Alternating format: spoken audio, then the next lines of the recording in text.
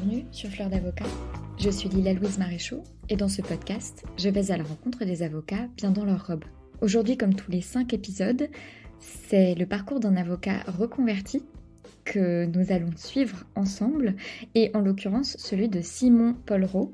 Simon a exercé comme avocat fiscaliste au barreau de Paris pendant environ 4 ans avant de quitter la profession et après plusieurs aventures professionnelles, il a créé et préside aujourd'hui l'ADAN, qui est l'Association pour le développement des actifs numériques.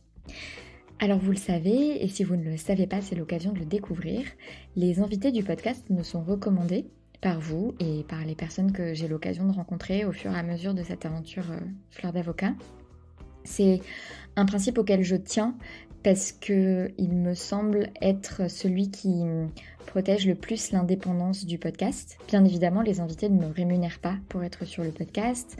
Ils ne sont pas placés par des agences de com, ni par les services communication de leur cabinet. Et c'est quelque chose auquel je tiens, encore une fois. Et ça me permet aussi de mettre en avant des avocats de partout, de tout type d'exercice. Et aussi, et c'est non moins important, de vous permettre de contribuer à la réalisation du podcast. Et c'est vrai que j'aime beaucoup cette œuvre collective que devient le podcast de par tous ces emails que vous m'envoyez, très touchants d'ailleurs la plupart du temps, parce que vous en profitez pour me déclarer votre reconnaissance ou votre admiration ou votre profond respect envers un avocat ou une avocate. Donc c'est toujours des jolis mails que je reçois de votre part et je vous invite à continuer, même si c'est vrai que là j'ai une liste d'avocats qui m'ont été recommandés qui est très très riche et je vais avoir besoin de plusieurs années pour l'épuiser, mais c'est tant mieux, c'est la richesse de cette liste qui me permet aussi d'avoir une programmation qui est très diversifiée et donc qui est intéressante. Mais pour Simon, j'ai fait une exception. Simon ne m'a pas été recommandé par qui que ce soit. Il se trouve que je l'ai rencontré dans un cabinet où j'ai exercé, Fils Fischer, où il exerçait également. Et on s'était recroisés après dans le métro et on s'est recroisés dans notre quartier. Enfin, en tout cas, le quartier où il vivait également, le 18e, mais il a déménagé depuis. Et d'ailleurs, il parle de son jardin. Et vous imaginez bien que c'est pas dans le 18e qu'il a un jardin. Et donc voilà, c'est vrai qu'on est resté en contact depuis et je trouvais très intéressant son parcours et j'avais très envie qu'il vienne témoigner sur Fleur d'Avocat. Alors j'ai dû pas mal le draguer, enfin j'ai dû le draguer, draguer n'est pas le mot, mais je l'ai harcelé, je lui ai écrit plusieurs fois pour dire quand est-ce que je t'interviewe pour Fleur d'Avocat, ça a été un petit peu un casse-tête de trouver un moment et d'ailleurs ça s'explique aussi par son parcours qui n'a pas été un long fleuve tranquille après avoir quitté la profession et comme il me l'a dit à la fin de l'interview, c'est vrai qu'il y a un moment, et dont il parle d'ailleurs en toute ouverture, où il se sentait pas vraiment hyper épanoui et hyper bien dans ses baskets au point de venir témoigner de son parcours avec enthousiasme et le sourire aux lèvres. Donc cette interview est le fruit d'une certaine dose d'obstination de ma part pour recevoir Simon et je suis très contente de ne pas avoir lâché le morceau.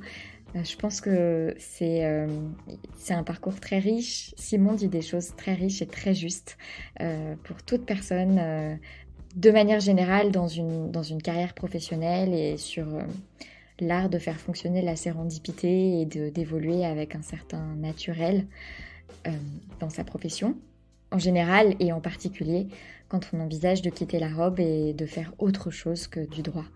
Donc voilà, je vous souhaite une très bonne écoute, je vous dis à la semaine prochaine et je vous précise que la semaine prochaine, ce sera la première interview de la série que je suis en train de produire à distance pendant le confinement, puisque j'ai décidé de ne pas arrêter de produire. Jusqu'à maintenant, je pouvais publier des interviews que j'ai réalisées avant le début du confinement, mais là, je suis arrivée à bout de stock. Et j'ai donc enregistré à distance, ce qui fait un son un petit peu différent, avec parfois des petits bruits bizarres de perte de connexion. Mais j'espère que vous me pardonnerez, surtout que j'en ai profité pour interviewer des personnes qui ne sont donc pas à Paris, en l'occurrence des avocats en province, mais surtout d'ailleurs des avocats qui exercent à l'étranger, et notamment des avocats français qui exercent à l'étranger, puisque je sais que c'est une demande qui m'était faite d'avoir plus de mobilité internationale, notamment les plus jeunes d'entre vous, les étudiants et les plus jeunes d'entre vous, vous êtes assez curieux des opportunités en termes de mobilité internationale et je suis donc allée chercher ces parcours mobiles. Voilà, je vous souhaite une bonne fois pour toutes une très bonne écoute. Je vous dis cette fois pour de bon à la semaine prochaine et voilà, place à l'interview. Bonjour Simon Pallereau.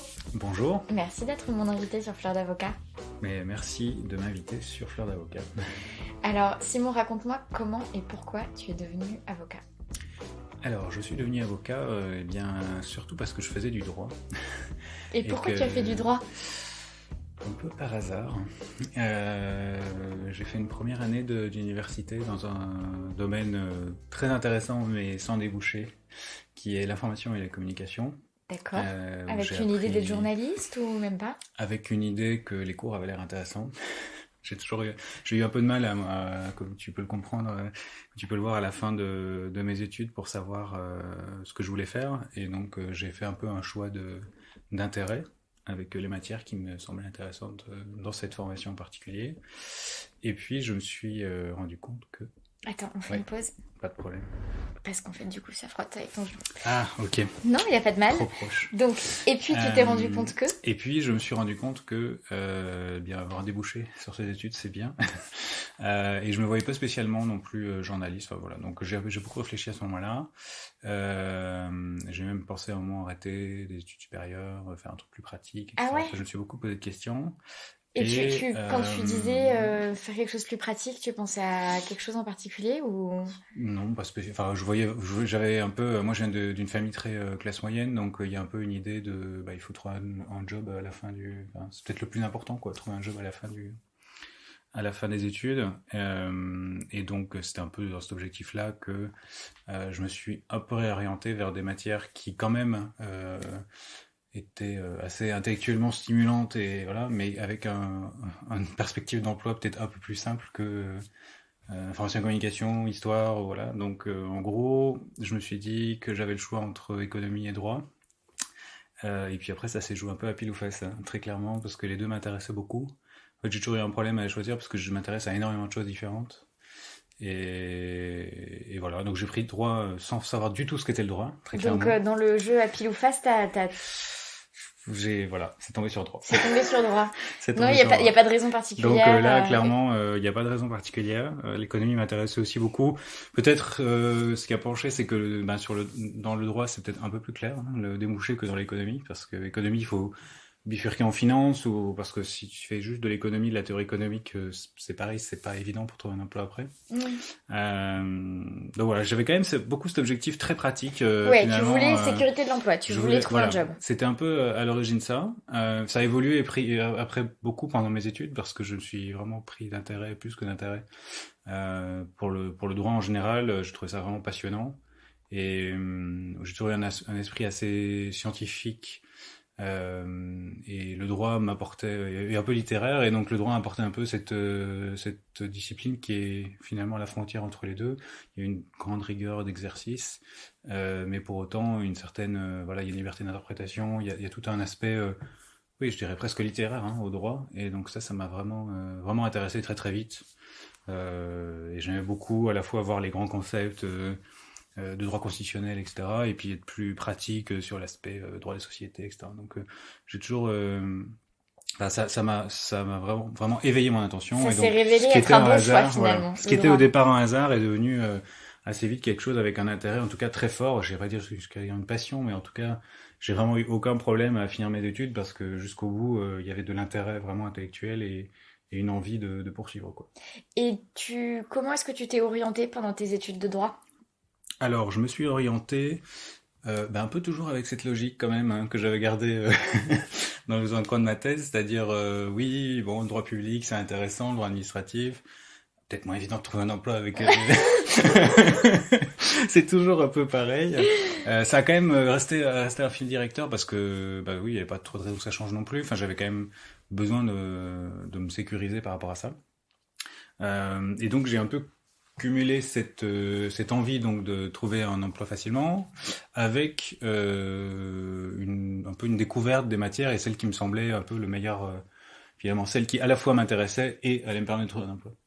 Et puis il y a un troisième critère qui s'est rajouté un peu naturellement, qui est une matière dans laquelle j'avais des facilités particulières, parce que c'est plus facile toujours de se dire je vais faire mon emploi d'un truc où finalement je m'en sors mieux que par ailleurs. Et c'était quoi? Et j'ai trouvé la fiscalité. Et oui, donc des gens s'intéressent réellement à la fiscalité, donc j'avais un intérêt réel pour la fiscalité. C'est formidable. Une facilité vraiment forte, c'est-à-dire que j'avais pas du tout besoin de réviser, ça se passait super bien. T'avais des bonnes notes alors que tu révisais pas beaucoup. Je révisais pas beaucoup, mais surtout j'avais un intérêt fort pour la matière qui faisait que j'allais peut-être plus loin que le cours. Qu'est-ce qui te plaisait justement? Je pense que ce qui m'a attiré, c'est cet aspect extrêmement pratique. On peut différemment faire plus pratique que le droit fiscal. Les conséquences financières sont immédiatement là.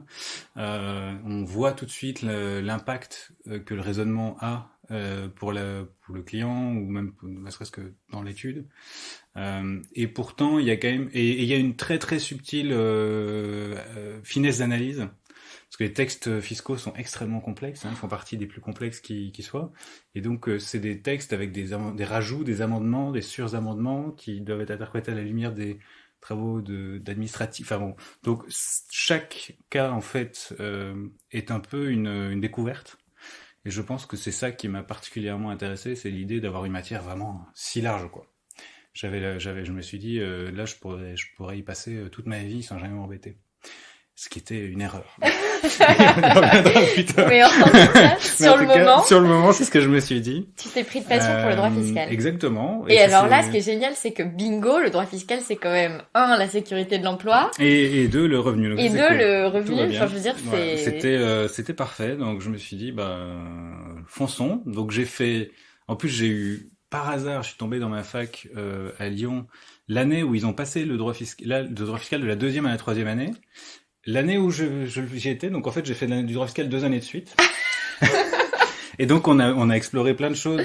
Et c'est là que ça a vraiment confirmé mon choix parce qu'on est allé beaucoup plus loin que ce que peut être une introduction au droit fiscal. Donc évidemment pour tous les autres c'était une torture parce qu'avoir le droit fiscal 2 années de suite alors que c'est censé l'avoir qu'une année, c'est moins sympathique. Pour moi c'était vraiment super. J'ose même pas imaginer parce que moi l'introduction au droit fiscal, je me souviens très bien, mes notes de partiel c'était 5 et 6 respectivement premier semestre. Oui, non mais ça m'étonne pas du tout. Moi je voyais bien tous les gens autour de moi ne pas vraiment aimer la matière, dirons-nous, mais même avoir du mal à vraiment rentrer dans la logique. Ouais. Et moi qui y arrivais très bien, donc je me suis dit il faut vraiment que je continue là-dedans parce que c'est quand même c'est clairement un truc qui me va bien. Et du coup j'ai poussé le vide jusqu'à postuler un master 1 de droit fiscal. Wow. Donc j'ai fait que du droit fiscal. Et donc évidemment j'ai poursuivi avec un master 2 de droit fiscal puisqu'il faut continuer dans la logique. Et t'as fait des stages dans tout ça? Et avec des stages en cabinet fiscaliste, effectivement. Enfin, j'ai fait un stage un peu atypique en master dans une entreprise qui faisait un peu assistant administratif amélioré. Ouais. Donc à la limite de l'exercice illégal de la profession d'avocat dans certains cas, comme on sait ce genre de boîte. Mais en tout cas, l'idée c'était que on aidait les entreprises à créer leur boîte. C'était dans le secteur de l'événementiel au sens large, donc plein de personnalités très connues qui étaient clients de cette boîte-là. C'était assez intéressant et du coup, il y a eu tout un aspect encore plus pratique pour le coup vraiment mise en pratique. Pour des particuliers, pour des petites entreprises, qui m'a beaucoup intéressé sur tous les aspects, finalement, de faire de l'optimisation un peu fiscale et sociale, et voilà. Donc ça a été vraiment la mise en pratique des cours, c'était intéressant pendant la première année. Puis la seconde année, c'était un stage plus classique en cabinet. Mais quand même, j'ai quand même réussi à tomber chez un avocat qui était un ancien ingénieur. Donc il y avait quand même cet esprit très et qui en fait finalement s'est rendu compte que j'étais très bon en informatique et la moitié de mon stage j'ai fait son site internet. Bon bref. Donc c'était un stage aussi quand même un peu atypique. Mais oui, j'ai essayé de mettre un peu en pratique, même si c'était pas obligatoire ni en licence, ni en master 1 ni en master 2, puisque j'ai fait un master de recherche, donc il n'y avait pas de stage normalement. Ah ouais, donc vraiment le passion droit fiscal au point d'en faire une recherche, quoi. Passion droit fiscal, j'ai fait un mémoire Sur le montage, la notion de montage artificiel en droit fiscal, qui est quelque chose qui, je pense, te passionne, bien sûr, au jour Vraiment le jour, tous les week-ends. dont je me suis un peu servi, ce qui est quand même assez rare, quand même, je pense. De se servir de son travail. Et oui, puisqu'en fait, j'ai fait mon premier emploi après était quand même en lien avec la fiscalité internationale, et donc, parce que la notion de montage artificiel en droit fiscal s'applique en fiscalité internationale, donc je pense que ça a été un intérêt pour les recruteurs que j'ai un peu travaillé cette notion, ce qui était un peu compliqué à l'époque. Et puis j'ai pu la mettre en pratique. Donc ça, c'était quand même assez intéressant. Mais donc à la fin, quand est-ce que tu es toujours pas avocat à ce stade-là? Est-ce que tu as passé le CRFPA ou tu es devenu avocat dans la foulée de tes études de droit ou... Alors j'ai essayé. Tu as essayé? J'ai essayé puisque effectivement pendant mes études, surtout quand en fait mon master, j'ai fait mes 3 premières années d'études à Lyon et puis après je suis parti à Paris, enfin je suis monté à Paris et à la Sorbonne. C'est un peu une évidence pour tout le monde de passer le concours, quoi. Quand t'es en master 1, tout le monde parle que de ça. Tu le passes quand? Est-ce que tu t'inscris déjà en master 1 ou est-ce que tu es en master 2? Bon, donc du coup, il y avait un peu cette pression, dire bon ben. Et surtout, c'était devenu quelque chose d'envisageable parce que dans la fac où j'étais avant, Lyon 2 pour ne pas la citer, la plupart des gens n'envisagent même pas de passer le concours parce que ça leur paraît un truc beaucoup trop compliqué, beaucoup trop loin. Alors qu'à la Sorbonne, tout le monde trouve ça juste normal. Donc, mais je ça a crois un peu que changé c'est le. Lucie Zels qui est une autre invitée du podcast, catégorie avocate épanouie, qui vient de Lyon et qui raconte que la sélection est drastique à Lyon. Et Oui, que donc, en plus, il y a cet aspect-là. Du coup, ça décourage beaucoup de personnes. Et elle l'a passé 2 fois à Lyon, elle l'a pas eu 2 fois, et elle est venue pour la 3e fois à Paris. À Paris, c'est assez courant, effectivement. Mais moi, j'en étais même au stade où je me disais, bah déjà de base, moi, je faisais du droit pour faire du droit, quoi. Passion fiscalité, encore une fois. J'avais pas particulièrement pensé au métier d'avocat, qui me semblait effectivement relativement inatteignable, parce que bon, je connaissais pas d'avocat dans la famille ni rien, donc c'était pas un truc où je me disais que j'étais capable de le faire, quoi. Il y avait vraiment ce côté capable.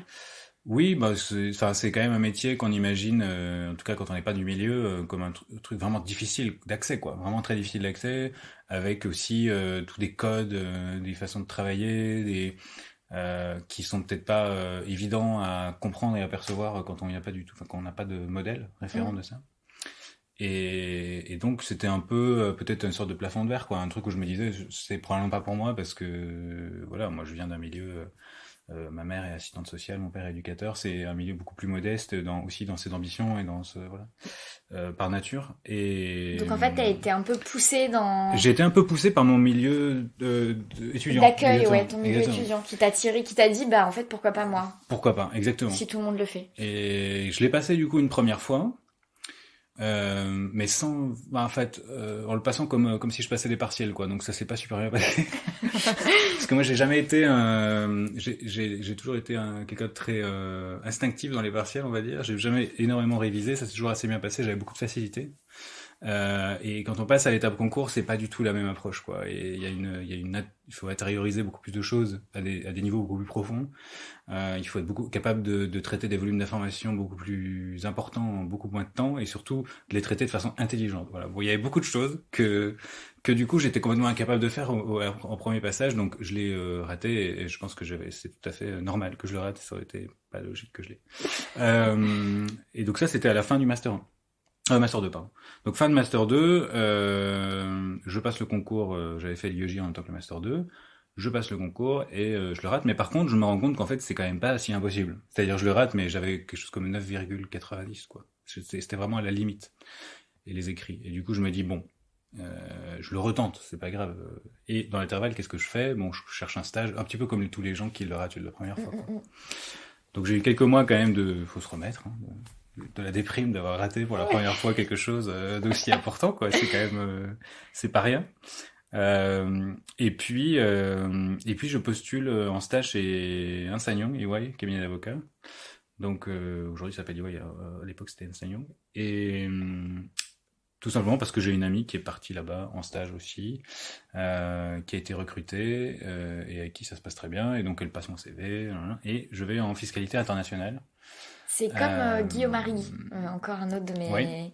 Et pareil, dans la même configuration. Alors, est-ce qu'il y est retourné Est-ce qu'il y a fait un premier stage d'été et il y est retourné après quand il a loupé le CRFPA pour la première fois et que du coup il a meublé son année?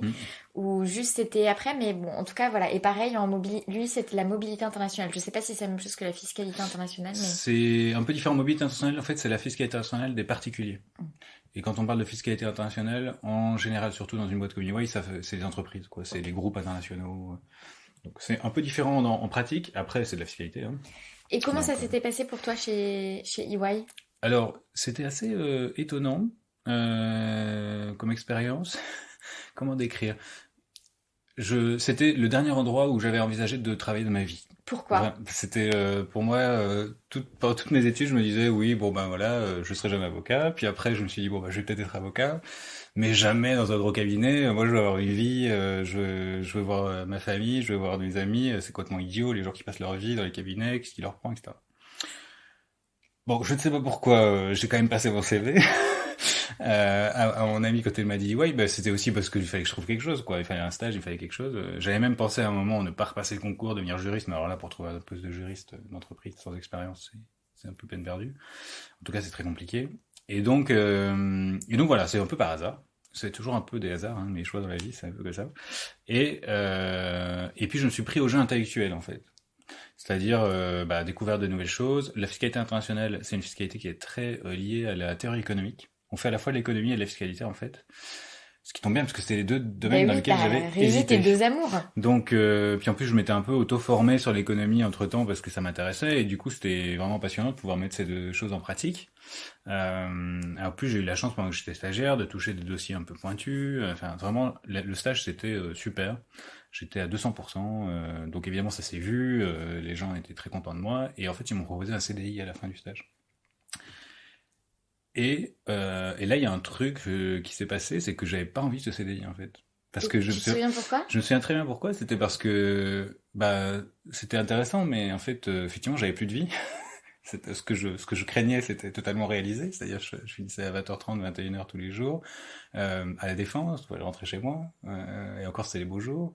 Et puis j'y pensais tout le temps, ça me stressait, je travaillais les week-ends de temps en temps, enfin, et encore j'essayais de mettre des limites, mais déjà je sentais que ça me bouffait alors que j'étais que stagiaire, quoi. Donc je me dis si je rentre là-dedans, si je mets le doigt dans l'engrenage, voilà. Et je me souviens qu'à ce moment-là, il y a eu l'été entre les deux. J'ai réfléchi, enfin bon, j'ai accepté quand même la promesse de contrat, c'est un peu stupide. Au pire, voilà, je signais, et je recommençais en fait en septembre après avoir repassé le concours. Donc je reprenais quand même l'été pour retravailler le concours déjà et puis pour réfléchir.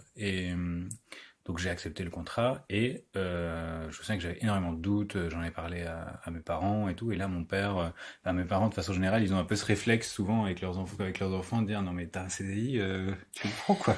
C'est pas 5 minutes tes questionnements, mais il y a les gens cherchent des CDI toute leur vie. Il y a plein de gens qui sont au chômage et tout. Donc ils étaient très inquiets quoi. Ils se disaient mais attends. On lui propose un CDI, normalement c'est quasiment impossible, sans avoir le diplôme d'avocat, de travailler chez EY. C'est quand même assez exclusif pour les avocats. On crache pas dessus, quoi, on prend le truc. Même s'ils connaissaient pas très bien EY et ni ce monde-là, ça leur semblait complètement absurde de refuser ça, quoi. Et je me suis dit, bon bah j'essaye, on verra, quoi. Mais j'étais pas content en fait, je voulais pas y aller. Tu y allais à reculons. J'y allais vraiment à reculons, et du coup en fait, j'ai tout mon passage chez EY, ça a été des espèces de passage à vide, suivi de période de motivation, suivi de passage à vide, suivi de période de motivation. Donc c'était je pense que ça devait être assez difficile pour mes managers qui devaient pas très bien comprendre ce que je faisais, parce qu'une fois c'était génial, et une fois c'était pourri. Bah surtout après un stage où tu t'étais donné à 200% Voilà, et où, avec beaucoup d'enthousiasme enfin, même si ça te prenait beaucoup d'énergie, tu t'étais laissé prendre au jeu et ça te plaisait, quoi. Exactement. Et c'est là que je me suis rendu compte que l'image qu'on donne au début, ça a une influence tellement importante sur la suite des choses. Parce que, comme les gens avaient vu que j'étais capable de travailler, ils étaient plus inquiets pour moi à se demander ce qui se passait, plutôt que de se dire, c'est un branleur qui faut rien, quoi. Et donc ça a été un peu bizarre. Tout mon passage chez EY, ça a été un peu une suite de gens qui essaient de me motiver, de me faire confiance, et puis à un moment je les déçois parce que j'en peux plus et que ça m'énerve. Et du coup je travaillais avec quelqu'un d'autre. Enfin, c'était très bizarre. J'ai appris énormément de choses du coup, parce que je travaillais avec plein de gens. Et tout le monde était un peu content quand même de travailler avec moi, mais pas au point de se dire je vais continuer un peu sur le long terme, parce que c'était difficile. En fait, je pense que les gens n'arrivaient pas trop à me cerner et moi-même, je pouvais pas. C'est pas quelque chose qu'on peut exprimer dans un cadre de professionnel, surtout dans Ou un. peut-être qu'on devrait pouvoir l'exprimer. Peut-être qu'on devrait pouvoir l'exprimer, mais je pense qu'une structure comme EY, c'est clairement pas la meilleure structure. Enfin, en tout cas, du temps où j'y étais, je sais pas du tout comment c'est aujourd'hui. Mais rien n'était vraiment mis en place pour que ce genre de choses puisse s'exprimer d'une façon ou d'une autre, quoi. Et c'était un suicide, un vrai suicide professionnel que d'aller voir ton associé en disant oui, là, je suis pas sûr. Est-ce que on peut réfléchir d'une façon de travailler un peu différente. Enfin, on peut pas être un cas particulier chez UI. Tout le monde rentre dans le moule ou pas, quoi. Et si tu rentres si tu rentres pas dans le moule, bah tu t'en vas. Si tu rentres dans le moule, tu progresses, tu montes les échelons, tu deviens associé et tout va bien. Donc voilà, c'était Ça a duré combien de temps, ça? 3 ans. 3 ans? Oui, 3 ans. Et donc, t'étais avocat parce que je suppose. Et du coup, dans l'intervalle, je suis devenu, je suis pas devenu avocat dans l'intervalle parce qu'en fait, je l'ai raté une deuxième fois, le concours. Ça t'a fait quoi de le rater une deuxième fois? Je pense relativement à cause du fait que j'étais très troublé par cette histoire d'EY. Et, parce que c'était pendant les vacances avant de reprendre. Et qu'est-ce que ça m'a fait? Ça m'a fait, pas grand chose en fait, parce que je m'y attendais très bien, je savais très bien que j'avais pas assez révisé. Pour le coup, je savais exactement à quoi m'attendre et je savais très bien que vu ce que j'avais révisé, il y avait aucune chance que j'y arrive. Et donc ça m'a fait ni chaud ni froid. Ce que ça a fait surtout, c'est que bon, tout le monde savait chez EY que je le passais, donc tout le monde a su que je l'avais raté. Et ça, c'est quand même pas génial, quoi. C'était plus par rapport aux autres en termes d'image renvoyée, qui était pas super, et ça a pas aidé mon moral pour me remotiver et tout. Mais bon, j'ai fini par le faire. J'ai retrouvé d'ailleurs pas mal de motivation. Je pense début de l'année d'après, j'étais vraiment très sur un bon trend. Et puis j'ai demandé à pouvoir le repasser une troisième fois parce que je voulais avoir aussi. Je me sentais bien que j'allais pas passer ma vie là et que je me fallait une porte de sortie aussi ailleurs, quoi. Mais non, je l'aurais pas présenté comme ça. Sinon, il serait assez peu accepté. J'ai très envie de passer ce concours parce que vous comprenez, c'est une porte de sortie. C'est une porte de sortie pour moi parce que là, c'est un peu l'enfer ici, hein, soyons clairs. Voilà, ce que je vous ai pas dit, c'est que vraiment je me projette pas, donc ouais. Donc non, en plus à ce moment-là, je me sentais bien et ça se passait bien en plus avec des nouveaux managers et tout, donc j'étais content, mais j'avais quand même un peu derrière la tête que j'allais pas passer ma vie là. C'était un peu un truc, une certitude. Et donc ce diplôme d'avocat, c'était pas non plus la seule façon de faire autre chose, mais je me suis dit, autant l'avoir, quoi. Ce sera toujours un truc en plus, et puis je verrai bien. Et du coup, 3 ans quand même. Et du coup, 3 essais, oui. Donc le dernier, puisque c'est le dernier, après on peut plus le passer, hein, quand Ouais. on l'a raté 3 fois. Donc dernier essai fut la bonne. Là, je l'ai fait vraiment hyper sérieusement. J'ai fait une prépa privée, j'étais à fond. On était plusieurs d'ailleurs à réviser ensemble, dont un de mes anciens co-stagiaires de EY. Et là, ça s'est super bien passé parce que, en fait, je pense que le fait d'avoir cet objectif long terme et aussi le plaisir de ressortir un peu du monde professionnel, de se remettre à faire des études. Enfin, moi, ça m'a vraiment plu, en fait. J'ai l'impression que c'était même plus une corvée, c'était la troisième fois, c'était vraiment, j'étais content. J'étais vraiment content de repasser ce concours. Tout s'est passé un peu quasi naturellement, quoi, comme si c'était une évidence. Les écrits, je les ai eus beaucoup plus que 10. J'ai réussi le grand oral à la main parce que j'avais vraiment envie, quoi. J'avais cette envie qui peut-être manquait avant. Et du coup, ça s'est fait naturellement. Je suis devenu avocat. Et t'as continué chez EY pendant encore 2 ans, non? Je suis resté en régime salarié, voilà. Et t'es resté, donc là, j'ai fait le régime salarié, c'est essentiellement parce que ça permettait de garder un revenu pendant toutes les études, hein, ce qui est quand même extrêmement confortable. Et puis parce que là, je connaissais les gens, et puis j'étais quand même assez motivé de recommencer, donc voilà, j'ai fait ça. Et puis il a fallu choisir ce que je voulais faire. Finalement, il y avait une étape quand même importante qui était le stage final. Soit de rester chez EY pour le stage final, comme c'est naturellement ce qu'on fait quand on est en PPI, en régime salarié normalement. Et là, je faisais le truc normal. Et par contre, du coup, ça voudrait dire que je restais chez EY. Soit je profitais de ce stage final pour redevenir stagiaire, après 3 ans de CDI quand même, donc ça faisait un petit peu bizarre. Mais je redevenais stagiaire, et du coup, j'avais une opportunité de faire autre chose, puisque je repartais un peu à zéro avec un autre cabinet. Et donc, bon, évidemment, c'est ce que j'ai fait. Ouais. Et j'ai démissionné d'EY 6 mois avant le stage final. À ce moment-là, j'avais même pas d'idée de quel stage final je voulais faire, donc j'ai fait vraiment un saut dans le vide. Et puis j'ai commencé à chercher, j'ai très vite trouvé un cabinet. Comment ça s'est passé avec eux, avec EY? Est-ce que ça a été l'occasion d'avoir cette discussion que tu n'avais pas osé avoir pendant... Non, en fait, j'ai été un peu... J'avais mille autres bonnes raisons de partir. En fait, c'est-à-dire que il y avait une explication beaucoup plus simple à donner que de s'embêter à rentrer dans le détail de tout ce qui s'était passé. Et de toute façon, je pense que c'était pas très audible dans tous les cas. Et donc, en fait, j'ai saisi cette occasion-là. Je leur ai dit que voilà, je voulais me déspécialiser. Je voulais être dans un cabinet un peu plus petit, faire de la fiscalité plus généraliste. Voilà. Et du coup, c'était une explication que eux pouvaient comprendre beaucoup plus facilement. Et donc, ils ont tout à fait accepté mon départ. Ça s'est super bien passé. Je suis parti en très bon terme avec tout le monde. Alors que si j'avais essayé d'expliquer un peu tout mon parcours, je pense qu'il y avait des chances que ça se passe mal, quoi. Et j'avais pas envie de partir en mauvais termes, déjà parce que c'est pas Ça du tout avait mon quand même un caractère. peu envenimé les choses, en fait, avec ton management, tes Ben, vagues d'humeur et... je pense, après, c'est un milieu très policé, hein, donc jamais personne m'a fait de reproches en face. Puis en plus, t'étais en CDI. J'étais en CDI, et puis surtout, dans l'absolu, j'ai gardé des bons contacts avec tout le monde. Mais j'étais moins fiable que d'autres, quoi. C'est juste ça, et donc forcément, ça se ressent pas forcément dans les évaluations, parce que tout le monde est toujours très gentil dans les évaluations, mais dans les avancements de carrière, dans la façon de travailler, enfin voilà. Et donc, je sentais bien que les signaux étaient pas hyper positifs au moment où je suis parti.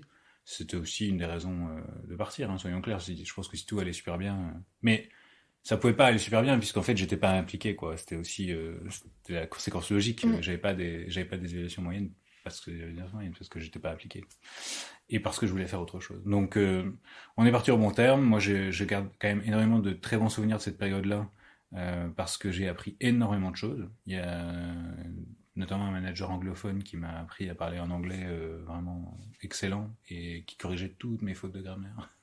Donc ça m'a vraiment donné une capacité vraiment, même à l'écrit, à être quasi bilingue, ce qui m'a vraiment énormément aidé par la suite.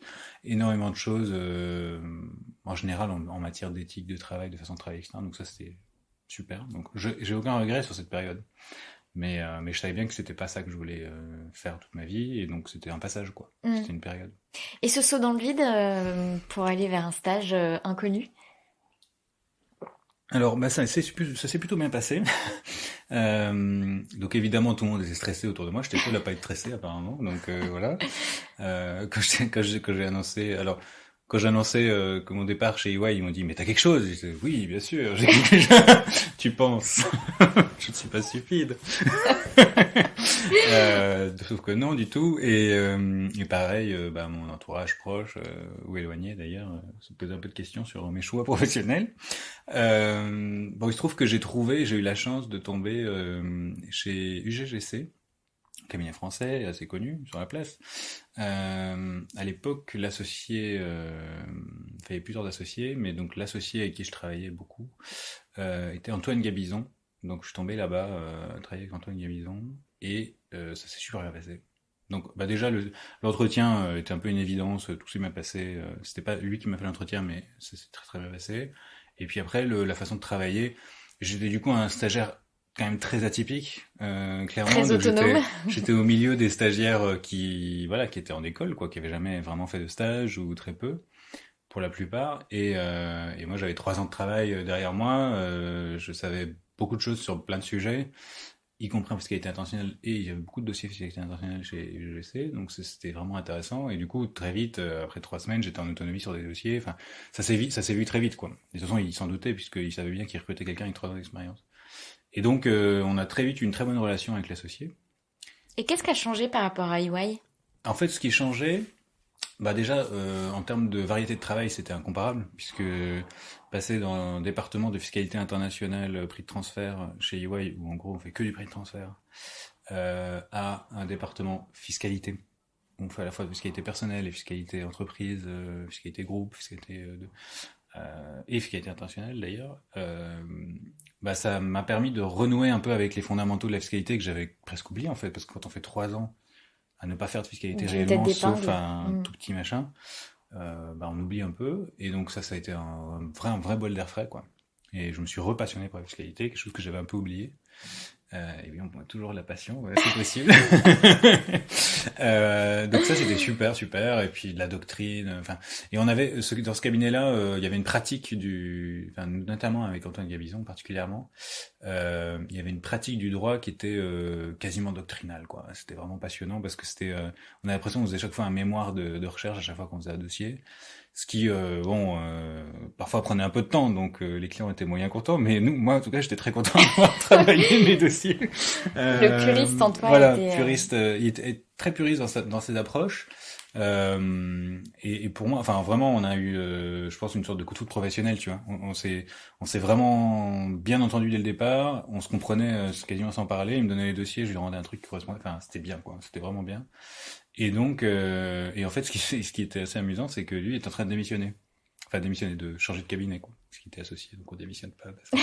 Voilà, il était en train de changer de cabinet, il se faisait démarcher, et en fait, du coup, je suis parti avec lui. Il est parti du cabinet et il a proposé que à moi de le rejoindre, ce qui était quand même une marque de confiance énorme. Donc ça, j'ai été vraiment très touché par ça. Et donc, pour moi, c'était une évidence que j'allais le suivre, quoi. Donc je l'ai suivi au sein de son nouveau cabinet, donc Phil Fisher.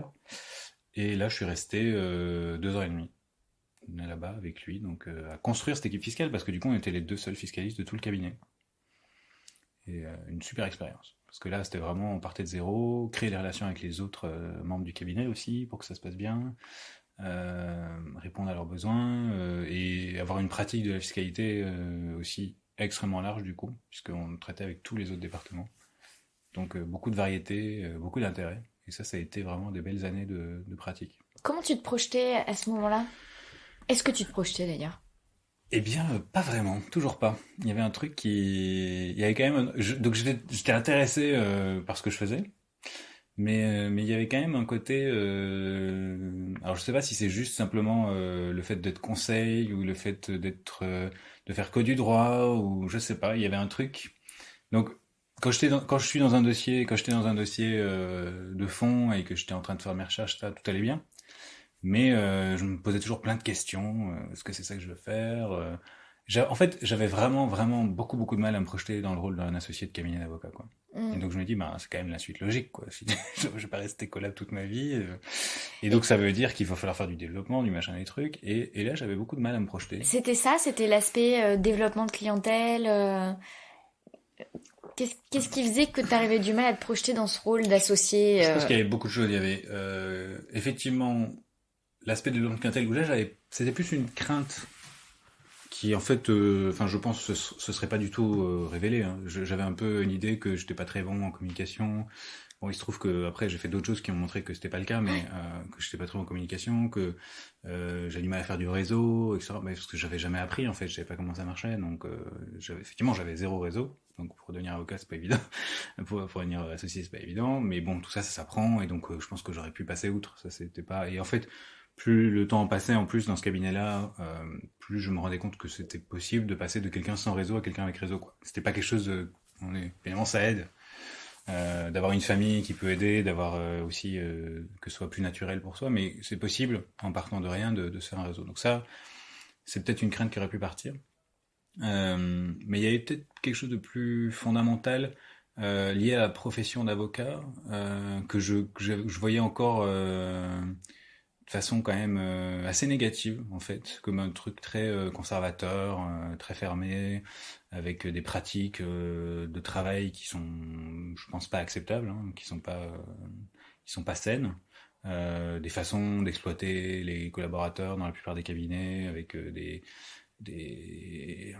méthodes qui vont de la brutalité pure et dure à le passif agressif, à tout ce qu'on veut comme méthode de manipulation pour faire travailler plus les gens en leur mettant des carottes qu'ils n'auront jamais, alors qu'en mettant des carottes qu'ils n'auront jamais. Bref, donc ça c'est toute une façon de faire en fait qui me dégoûtait un peu. Je trouvais ça pas correct sur le plan humain et sur le plan et même et je pense que c'est quelque chose qui est complètement engrainé, quoi. C'est-à-dire c'est pas quelque chose. Je pense que pour la plupart des avocats, c'est quelque chose de normal. Enfin, les associés trouvent ça tout à fait normal de fonctionner comme ça parce que eux, ils ont toujours fonctionné comme ça. Les gens qui les ont encadrés fonctionnaient comme ça, etc., etc. Et je voyais pas les choses changer, en tout cas pas dans les gros cabinets. j'avais pas trop de vision sur ce que je pouvais faire avec un petit cabinet, puisqu'encore une fois, je pensais pas que je pouvais me faire un réseau. Bref, donc j'avais vraiment du mal à me projeter là-dessus. Et en plus de tout ça, euh, je pense que je suis un peu trop exigeant sur mon niveau de variété de travail. C'est-à-dire que après 2 ans à faire de la fiscalité générale, bah ça y est, je commençais à m'ennuyer quoi. C'est-à-dire Hmm. j'avais l'impression de faire tout le temps la même chose, de faire une note sur ça, une due deal sur ci, bon bah la due deal on copie-colle la due deal d'avant, on rajoute 3 cases, super. On fait même plus les dossiers étaient variés, mieux c'est, mais je me retrouvais du coup j'ai exploré toute la fiscalité personnelle que j'avais jamais fait. Donc super, ça m'a tenu 1 an à faire tout ça, c'était super. Et puis après, bah du coup, je m'ennuyais là-dedans aussi. Enfin, j'avais un côté un peu, je sais pas si c'est Tu te sentais trop, ouais, oppressé? trop exigeant, je pense sur la, enfin pas trop, mais en tout cas, je suis comme ça. Il me faut une variété de travail vraiment très forte, quoi. Sinon, je m'ennuie. Et tu as parlé de l'aspect conditions de travail. Est-ce que c'était une idée sur la profession générale? Est-ce que tu observais chez tes amis, chez tes confrères et tout? Hmm. Ou est-ce que tu te sentais directement concerné par ça? Alors, chez EY, j'étais clairement concerné par ça, hein. Ça, je l'ai Ouais. vécu vraiment de plein fouet, etc. Et en fait, quand j'ai reconstruit la relation du coup avec Antoine, j'ai vraiment fait attention à mettre des barrières, des limites. Et en fait, j'étais relativement épargné. Donc t'avais plus ces contraintes, mais ça restait quelque chose qui t'empêchait de te projeter. Oui, parce que bah déjà, je voyais que même si moi j'avais mis mes limites et que en fait, je devais tout le temps les remettre, quoi. C'est-à-dire qu'il y a toujours une tentative d'essayer de me faire venir les jours fériés, de travailler jusqu'à 22 heures, de machin. Donc c'était toujours, C'était une lutte c'était une permanente. lutte permanente toutes les semaines. Il fallait, et même si c'était quand même évident que j'allais dire non, il y a quand même une demande à chaque fois, quoi. C'était quand même assez, Les gens qui grattent, tu sais. c'était assez épuisant. Puis il y a plus de temps en temps tu cèdes quand même dans ce cas-là. Et du Bah coup, oui. bah ça crée un environnement de travail qui est extrêmement désagréable. Parce que du coup, t'es tout le temps sur la défensive. Et donc t'es jamais serein, tu te dis, bah là j'y vais, mais si ça se trouve, il va y avoir une urgence, une vraie urgence, et là, bah une vraie urgence, tu peux pas la refuser, donc voilà, bon bref. Donc ça, c'est vraiment ça donnait un environnement de travail assez négatif pour moi, mais finalement, effectivement, je le vivais pas trop, et donc, en plus, de plus en plus, je mettais des limites, de plus en plus, T'étais en voilà, position de le faire j'étais en et... position de le faire parce que effectivement, plus on a une relation de confiance avec l'associé, plus aussi lui il se dit bien qu'il peut pas te virer parce que tu pars à 20 heures quoi. Ouais. Donc c'est un autre c'est une autre relation qui se crée et où tu prends un peu tes marques. Mais je voyais bien aussi dans le reste du cabinet, comme dans tous les cabinets, que bah, les pratiques étaient pas sympas quoi. Et que tout le monde vivait ce que je vivais au début en arrivant, pas tout le monde, mais vraiment beaucoup de gens, qu'il y avait beaucoup d'énormément de pression, énormément de façons de faire que je trouvais. Enfin moi, c'est des choses Qui te qui m'indignaient polluait. un peu quoi. Mm. Et c'est pas facile d'évoluer. En plus, ça crée de la culpabilité parce que tu t'es dit, bah je suis épargné par ça et je vois tout le monde se faire écraser autour, donc Ouais. Ça crée un conflit de valeurs, ça quoi. crée un conflit. Voilà, c'est vraiment, je me sentais pas du tout à me projeter à long terme sur ce cabinet-là en particulier et dans tous les autres, enfin, tous les autres cabinets que j'avais vus, tous les retours d'expérience que j'ai eu des gens autour de moi, il y avait vraiment une éthique de travail, une culture de travail, en général, dans les cabinets d'avocats qui m'allait pas. Alors je sais très bien qu'il y a des exceptions et que j'aurais peut-être pu créer une exception aussi là-dessus. Mais d'une part, je me sentais pas de faire ça, et puis après, il y avait cet aspect technique où je me disais, dans tous les cas, il faut que je trouve autre chose que ça, quoi. Il faut que je réfléchisse, soit est-ce que c'est une pratique plus transverse dans une société où je ferais de la fiscalité mais appliquée directement à un cas d'usage. Mais là, du coup, je me suis dit après un an, je vais aussi m'ennuyer. Ouais. Ou voilà. Et du coup, j'étais quand même à l'écoute, quoi. J'étais à Ouais. l'écoute de quelque chose d'autre.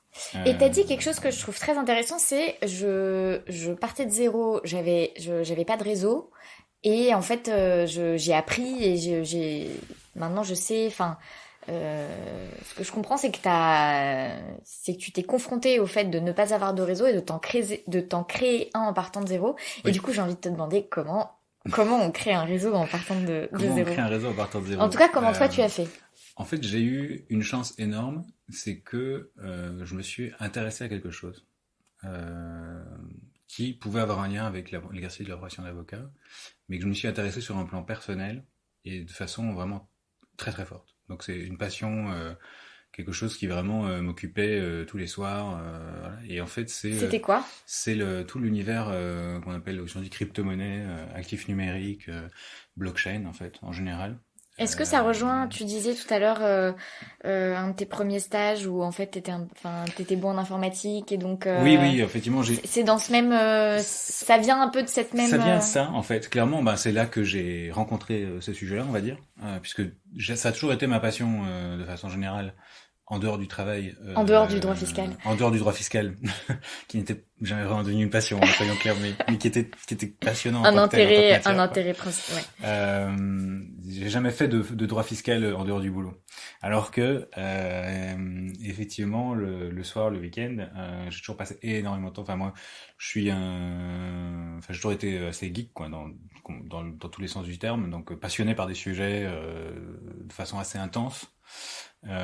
Et un des sujets qui me passionnait de façon intense, c'était l'informatique en général, Internet, la communication, tout ce qui a été développé autour de l'outil micro-informatique. C'est sujet très très très vaste, très très large. Mais depuis tout petit, voilà, j'ai mon premier ordinateur, j'avais 8 ans et demi. Et je passais déjà des heures dessus et ça s'est vraiment poursuivi, quoi. Et donc mais ça a toujours été une passion. J'ai jamais voulu en faire un métier parce que je me disais métier, passion, du coup tu fais plus que ça, quoi. C'est la même chose. Bon, et finalement je l'ai fait, mais ça, on va y venir. Euh, et donc j'avais cette sensibilité à tout ce qui était sujet informatique, etc. Et j'avais jamais vraiment réussi à l'intégrer dans mon travail. Et c'était peut-être un peu aussi une frustration, je pense. Et, euh, et puis je suis tombé du coup sur ce nouveau sujet, qui était pour le coup nouveau, vraiment nouveau. C'est-à-dire que très peu de gens connaissaient ça en France. Euh, la formation était entièrement en anglais, la formation était très disséminée sur des canaux de communication qui étaient très communautaires, très spécifiques. C'était pas du tout quelque chose sur lequel on pouvait se renseigner avec un livre ou en allant sur un site d'information généraliste, etc. C'était vraiment un sujet très niche, sur lequel vraiment je me suis pris de passion très vite. Et donc j'ai lu pendant des mois et des mois des choses là-dessus. J'ai été jusqu'à créer un site internet en français dédié à une des blockchains principales, qui est devenue... Donc c'était un site internet de décryptage, Oui, c'est ça. d'explication, de pédagogie. Décryptage, explication. En fait, c'était un peu l'idée derrière, c'était de se dire bon, j'ai fait ce travail de compréhension et de décryptage. Il est très long et très compliqué. J'aimerais bien aider d'autres gens à le faire plus facilement. Et je pense qu'il y a du potentiel énorme dans dans ces technologies, dans ces actifs, etc. Et donc j'avais envie un peu de partager ma passion, quoi. C'est un peu le réflexe. Si t'aimes la chasse, tu vas montrer tes fusils à tout le monde. Petit exemple proche du milieu des avocats, mais Enfin, ou tes faisans décédés. voilà. Voilà, mais en tout cas, il y a tout un aspect de la passion qui est de l'ordre du partage et qui est aussi de l'ordre du... Il n'y a pas vraiment d'attente en retour, quoi. C'est juste j'ai envie de partager parce que je trouve ça super. Et ça, c'était vraiment ce qui me motivait au début. Et il se trouve que c'était un domaine qui, sur le plan juridique, était complètement en friche. Il y avait rien. Trois articles de doctrine, aucune analyse juridique sérieuse, des choses vraiment où, en plus de nouveaux usages arrivaient, et là vraiment, je suis arrivé au bon moment parce que c'était le moment où les usages vraiment étaient en train d'être créés. Donc là, pour le coup, il y avait vraiment rien. Donc il y avait des choses un peu sur le Bitcoin qui étaient relativement anciens à l'époque déjà, mais c'était le seul truc, quoi. Il y avait rien sur les nouveaux usages, sur les nouveaux actifs, etc., etc. Et du coup, ce site d'information que j'ai fait, comme j'étais le seul et le premier, ça a été tout de suite un assez gros succès en fait. C'était assez lu. C'était qui était tes lecteurs? Alors je pense à la base quand même pas mal de geeks. Et puis quand le sujet c'est un peu sorti au fur et à mesure, parce que ce site-là, je l'ai maintenu jusque 2010. Enfin, encore aujourd'hui, hein, il existe encore ce site, mais il était bien sûr là du coup en 2017-2018, au moment où tout le monde parlait un peu de Bitcoin, parce que le prix avait monté, etc. Et là, j'avais 12 000 visites par jour, quoi. C'était vraiment devenu un énorme Énorme, ouais. truc. Mais ça a commencé avec 5 visiteurs, hein, comme tous les sites, et voilà. Et puis ça a progressé petit à petit. Et en fait, comme il y avait un intérêt qui se développait chez les geeks, mais de façon générale un peu sur ces concepts-là, qui étaient encore très balbutiants, mais qui arrivaient, et que j'étais le seul à rédiger en français avec de la vulgarisation sur le sujet, très vite, forcément, ça a été une rencontre assez vite entre l'intérêt entre l'offre et la demande, quoi. Je faisais quelque chose et les gens, je le cherchais. Donc ça a été assez naturel. Et puis, en fait, ça m'a pris énormément de temps, donc de plus en plus de temps. Et donc, assez vite, j'en ai parlé au cabinet. en disant, voilà, il y a ce truc là, blockchain, actif, machin. Sur lequel je passe mes soirées, mes week-ends. Et voilà, et j'ai créé un site, et machin, et trucs, et il y a eu beaucoup d'intérêt en interne, parce qu'en plus c'était la nouvelle stratégie, développement digital, etc. Donc c'était vraiment le bon moment. Et donc ils m'ont dit, ok, tu peux développer. Mais bon, faut quand même que tu continues à faire de la fiscalité, parce que voilà, faut rentrer de l'argent. Et donc, mais ce qui m'a tout de suite laissé une énorme bouffée d'oxygène, parce que j'avais à peu près un tiers de mes journées où je faisais ce que je voulais. Et comme c'était une passion, je continue à faire ça. Et là, je me suis rendu compte que créer un réseau autour de quelque chose de nouveau, dans lequel, en plus, on a une compétence particulière, c'est juste... en fait, il faut juste aller aux endroits. Tu vas à une conférence, voilà, je parle à n'importe qui, je dis bonjour, j'ai créé tel site, voilà, on me reconnaît, on sait qui je suis. Et en fait, tout de suite, le réseau est pré-créé, en fait. Parce qu'il y a personne, en fait, sur le sujet, et donc tout le monde se connaît très vite, et puis ensuite, de proche en proche, on connaît très vite 100, 200, 300 personnes dans ce milieu-là qui est assez petit. Et puis de conférence en conférence, on finit par se faire inviter à parler aux conférences. Et donc là, évidemment, ça crée de la notoriété. Qui se transforme évidemment après par des prises de contact spontanées. Enfin, et du coup, c'est beaucoup de travail. C'est énormément de travail parce que faut le contenu, il faut connaître son sujet. Il faut vraiment pas dire de bêtises, il faut en plus être un peu explorer à l'avance pour apporter quelque chose que quelqu'un d'autre n'a pas déjà apporté. Mais une fois qu'on a ces éléments tout simples à réaliser, en fait, le réseau, en tout cas pour moi, c'était même pas un travail, la création du réseau pour le coup, c'était juste quelque chose de normal et qui se faisait tout seul, quoi. Et ça t'a fait quoi de finalement te faire un nom dans une matière et finir par avoir un réseau, toi qui te voyais plutôt comme quelqu'un qui n'a pas de réseau et qui n'a pas vraiment ce genre de perspective? C'était assez troublant et très. J'ai eu pendant un moment quand même un petit syndrome de l'imposteur qui a mis un peu de temps à partir parce que en fait j'étais le seul à parler, mais j'étais pas non plus sûr de moi à 100% sur tout ce que je disais, donc il y a un côté très vite très effrayant quand quelqu'un te cite ou quelqu'un tu vois, tu deviens un peu une figure d'autorité et toi-même t'es pas sûr voilà, que... moi je n'étais pas très sûr de moi et voilà, et du coup quand tu te retrouves je crois que c'est après un an après avoir exploré le sujet, je me suis retrouvé invité à la Maison de la Chimie à une conférence, donc à parler à une conférence avec des députés et des... donc j'étais un peu ok, qu'est-ce qui se passe, qu'est-ce qui est en train de m'arriver, quoi. Et en même temps j'ai voulu saisir cette chance là parce que je pense que il n'y a pas beaucoup d'opportunités comme ça dans une vie de saisir un peu un nouveau domaine, quelque chose qui nous passionne en plus, puis avec tous mes doutes que j'avais sur le métier d'avocat, je me suis dit là il y a peut-être quelque chose, quoi. Il faut creuser, je sais pas quoi encore, mais il faut y aller, quoi. Et en plus, ce qui a beaucoup aidé, c'est que c'était une communauté relativement jeune et très très sympathique. Les gens que j'ai rencontrés en France, tous des passionnés, vraiment intéressés par la technique, le potentiel, des gens qui vraiment croyaient à quelque chose de nouveau qui était en train de se créer, etc. Et c'était une espèce de fraîcheur, quoi, un dynamisme vraiment extrêmement agréable. Et donc ça m'a un peu poussé à continuer à avancer sur ces sujets-là. Et voilà, et une chose en entraînant une autre, j'ai fait de plus en plus de temps passé à explorer la blockchain et les actifs numériques, de moins en moins de temps à faire de la fiscalité, donc de plus en plus d'engueulades, pas d'engueulades parce que Antoine n'engueule jamais, mais mon associé n'engueule jamais, mais en tout cas de petits coups de pression parce que j'étais de plus en plus en retard sur tous mes dossiers. Mais vraiment, et en fait ça s'est très très vite transformé en total désintérêt pour la fiscalité, quoi. Parce que du coup j'avais trouvé un sujet infiniment plus intéressant. T'avais trouvé une nouvelle marotte et du coup repasser, là de devoir passer d'un sujet à l'autre en permanence, déjà c'est très fatigant. Gérer des échéances différentes en plus, des personnalités différentes, etc. Et en plus l'intérêt intrinsèque pour la matière, je l'ai perdu, quoi. Je l'ai perdu complètement au fur et à mesure. Et donc je me suis retrouvé, après 2 ans et demi, je faisais plus que ça, que du juridique en lien avec... Et est-ce que ça se transformait quand même en business ou pas? Alors, dans un premier temps, les premiers mois, clairement pas. Non. Par contre, sur la fin, oui, la dernière année, J'ai ramené beaucoup de clients au cabinet.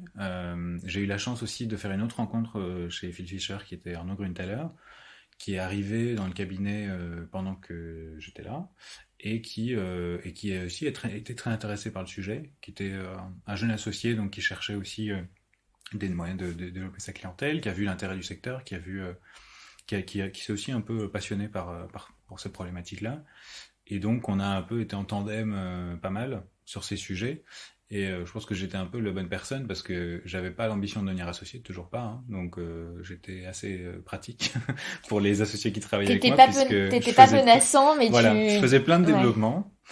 J'apportais plein de clients, mais j'étais pas menaçant parce que j'avais pas du tout envie de devenir associé, quoi. Donc, et je pense que ça se Et voyait. c'était clair que t'avais pas envie de devenir associé pour Je eux l'ai aussi? je l'ai jamais exprimé, mais en fait, je pense que ma façon d'être et ma façon de travailler, enfin, j'ai jamais essayé de garder ma clientèle. Enfin, c'était plutôt, moi, je faisais plutôt démarchage et puis après, c'était bon, bah, allez, je te donne le client, maintenant tu te débrouilles et puis voilà. Enfin, c'était pas. En fait, finalement, c'est drôle parce que le technicien initial est devenu... Je suis devenu apporteur d'affaires. Ouais. Exactement. Et d'ailleurs, c'était vraiment, oui, la fin, c'était quasiment ça, quoi. Alors, je travaillais encore sur les dossiers, sur le plan. Alors, ce qui était assez drôle, c'est que je devenais aide sur les dossiers, mais pas du tout sur l'aspect juridique.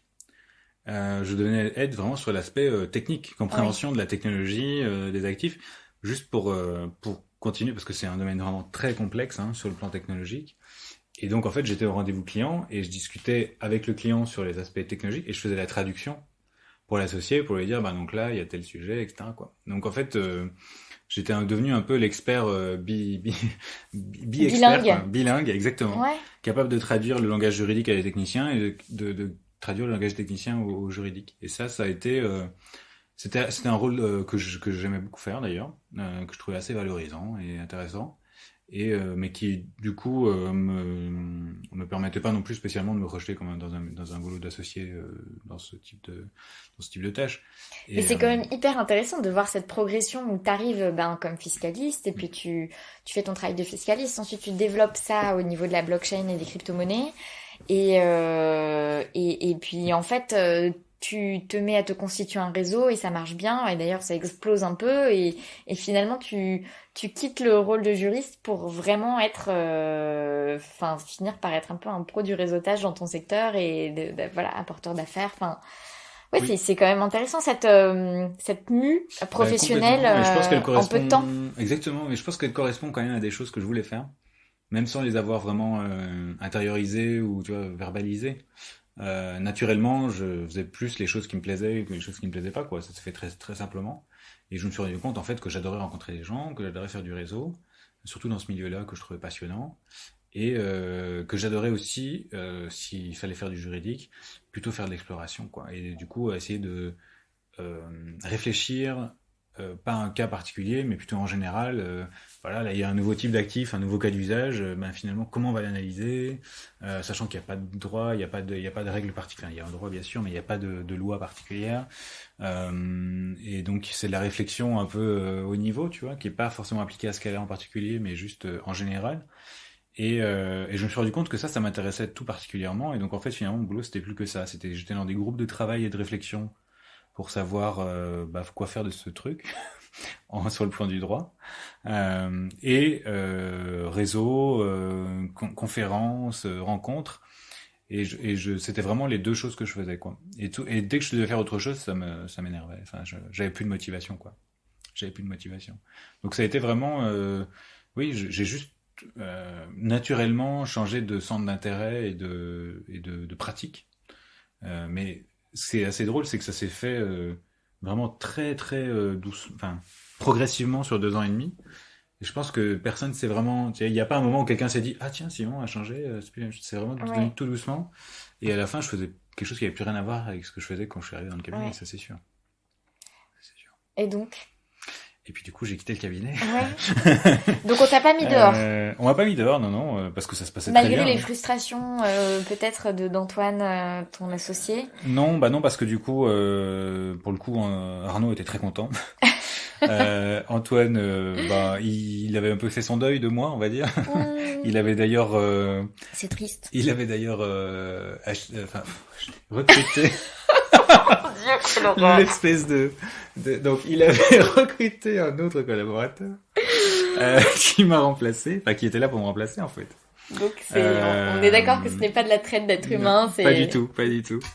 Euh, et du coup, qui est toujours là dans le cabinet, mais en fait, euh, il fallait recruter quelqu'un, mais pas parce qu'il y avait trop de travail pour deux personnes, enfin pour trois personnes, parce qu'on était trois à ce Parce moment-là. que toi, tu t'étais t'étais créé un autre poste et que oui, voilà. il y avait plus que deux personnes en fait dans l'équipe, il y en avait plus trois, et donc il fallait recruter quelqu'un pour me remplacer.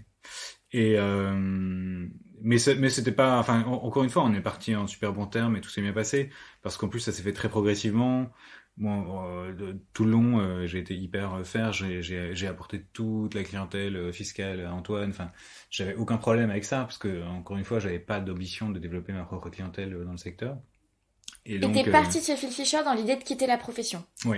Ouais. C'était vraiment, t'en étais arrivé au... Est-ce que t'es parti en ayant déjà quelque chose derrière ou est-ce que t'es parti en te disant bon en fait manifestement je vais pas être avocat donc je me casse et alors je suis parti en ayant quelque chose derrière. En ayant quelque chose derrière. Donc il y a eu une phase d'ouverture au marché ou c'est une opportunité qui s'est présentée Il y a eu il y a une réflexion d'ouverture qui a commencé je pense en janvier 2013, qui est l'année où j'ai quitté 2013 non. Pardon, 2017. L'année où j'ai quitté Phil Fisher et qui était une phase de réflexion très large en disant bon, visiblement, le métier d'avocat à conseil, ça appelle comment ? C'est pas ça que je fais. Je me projette pas associé. J'ai du mal à voir. Enfin, je pense que j'aurais pu rester là et essayer de changer, tu vois, forcer un peu la main pour changer mon poste, mon rôle. Parce que comme je commençais à rentrer pas mal de clientèle, je pense qu'il y avait des choses que j'aurais pu un peu négocier. Ça c'était d'ailleurs, j'avais des super retours de tout le monde, j'avais un super bonus et tout se passait bien, hein, il n'y avait pas de problème. Donc j'étais vraiment et je pense que c'est ça aussi ça les a un peu surpris quand je suis parti parce que vraiment j'étais bien dans mon travail. Ils ont tout fait pour que tu sois bien, ouais. J'étais bien dans mon travail en plus, j'étais content. Hein. C'est juste que je voulais mieux. Donc il y avait un peu, je pense qu'il y avait deux choses. Il y avait une petite frustration du coup du métier d'avocat, et puis il y avait une frustration qui était liée. Je voyais cet écosystème complètement exploser avec énormément de projets, des rôles, plein d'entrepreneurs très ambitieux qui faisaient plein de choses, qui étaient en train d'essayer de changer le monde, quoi. Puis bon, moi j'étais là en train de faire du conseil, c'est un peu différent. Ce qui est bien, il y a aucun problème à faire du conseil. Ça aide les gens qui veulent changer de monde. Mais oui, c'est être assistant, quoi. Ce qui est bien, mais qui est pas. Enfin, en tout cas, moi, j'étais hyper frustré. Et donc j'ai un peu démarché, je dirais en juin, juillet, autour de moi pour voir s'il y avait des opportunités à gauche, à droite, etc. Et il y a un des projets que je connaissais depuis très longtemps, des gens que j'avais rencontrés en 2016, qui cherchaient une sorte de directeur opérationnel qui serait un peu la personne chargée de tout ce qui est pas développement.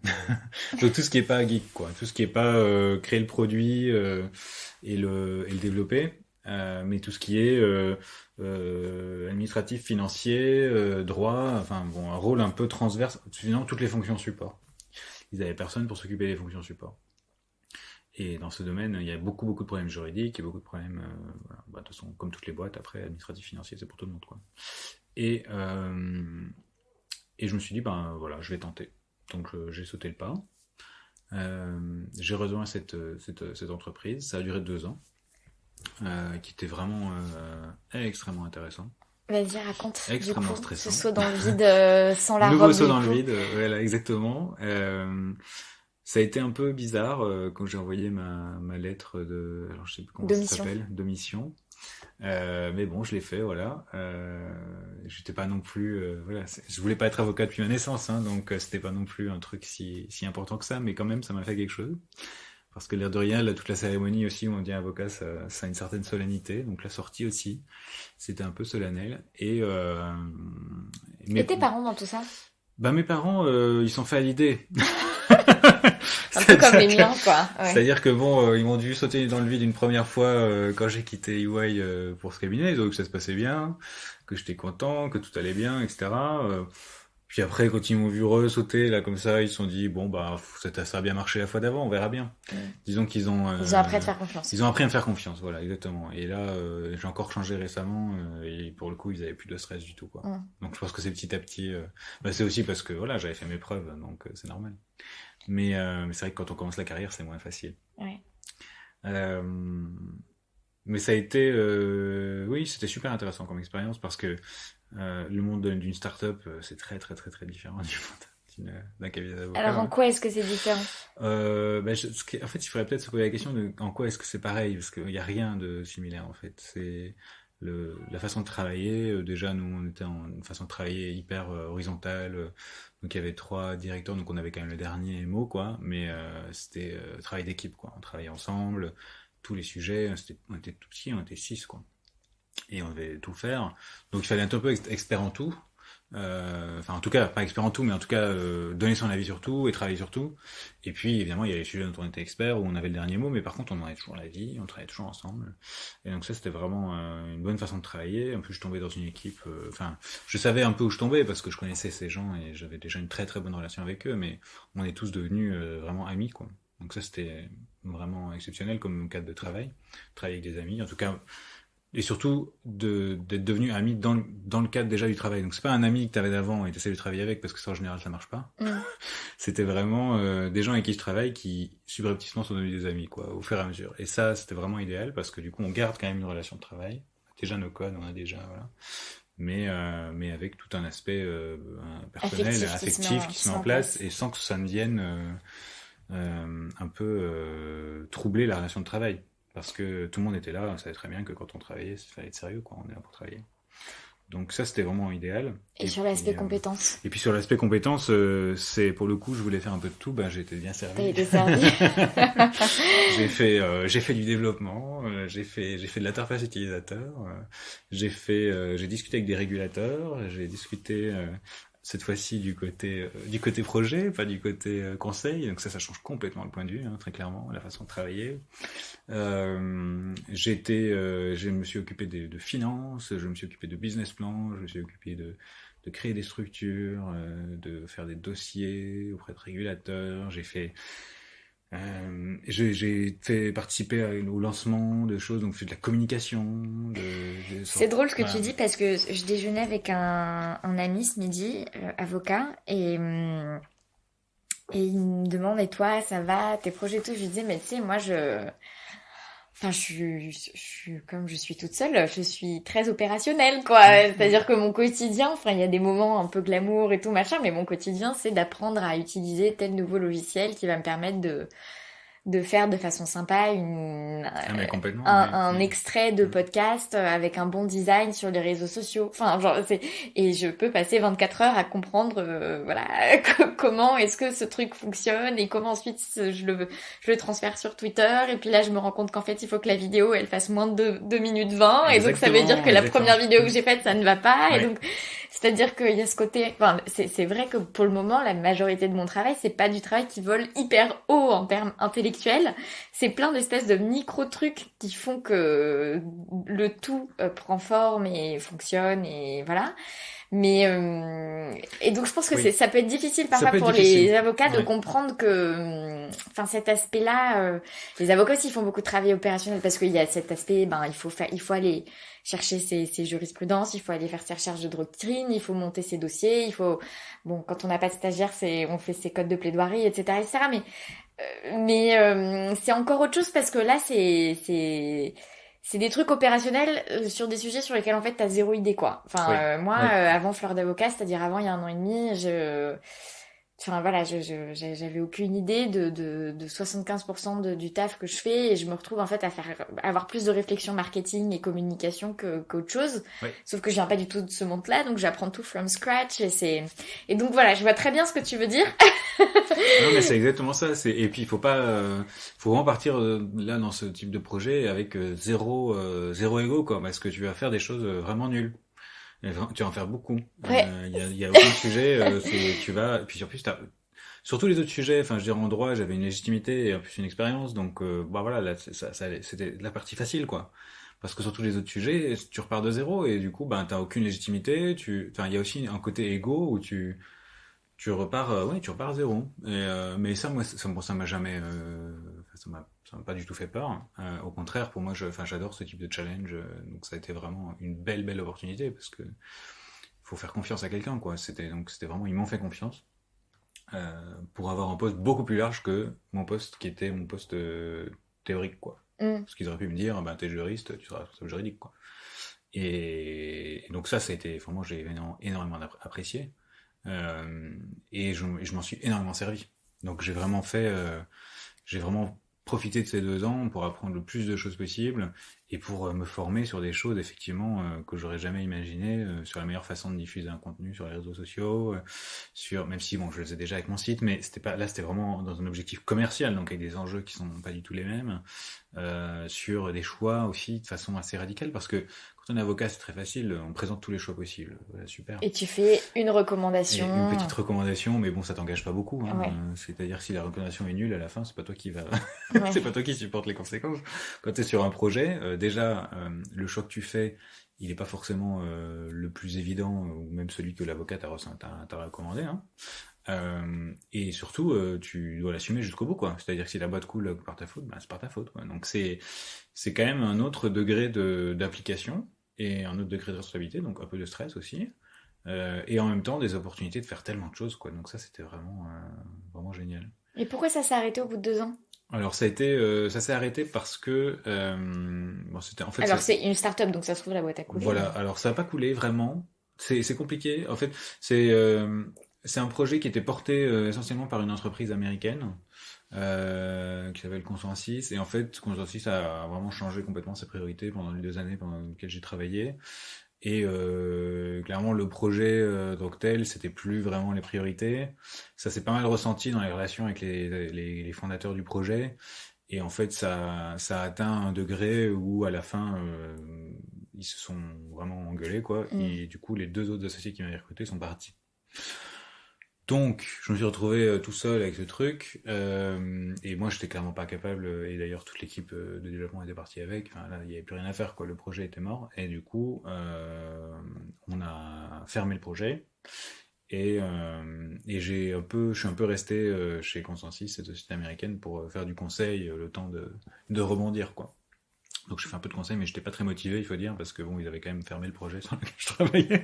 Donc j'avais un petit c'est un côté, peu faire du conseil voilà. pour pour celui qui t'a abattu, quoi. Voilà, c'était un peu ça. Donc c'était un peu après, il y avait des choses intéressantes, hein. C'est toujours un domaine passionnant, donc voilà. Et donc je me retrouvais un peu dans le rôle de l'avocat, c'est-à-dire que j'avais la frustration de pas être Les mains dans le cambouis. les mains dans le cambouis, et en plus j'avais un peu ce dessaisissement de mon travail, quoi, que je ressentais pas trop quand j'étais avocat, parce que j'avais toujours senti, mais quand t'as eu ton propre projet et que t'as mené ton propre truc, travailler pour quelqu'un d'autre, en fait, c'est compliqué. Il y a un côté un peu psychologique de se dire, je retravaille pas pour moi, quoi.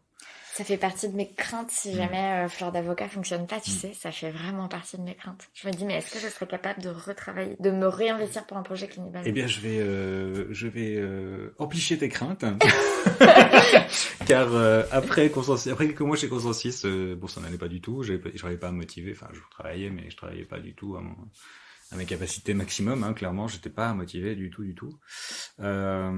Et j'ai été un peu démarché par une entreprise qui développe une plateforme d'échange, donc pour acheter et vendre des crypto-monnaies, voilà, française, une entreprise bien sous tout rapport, tout va bien.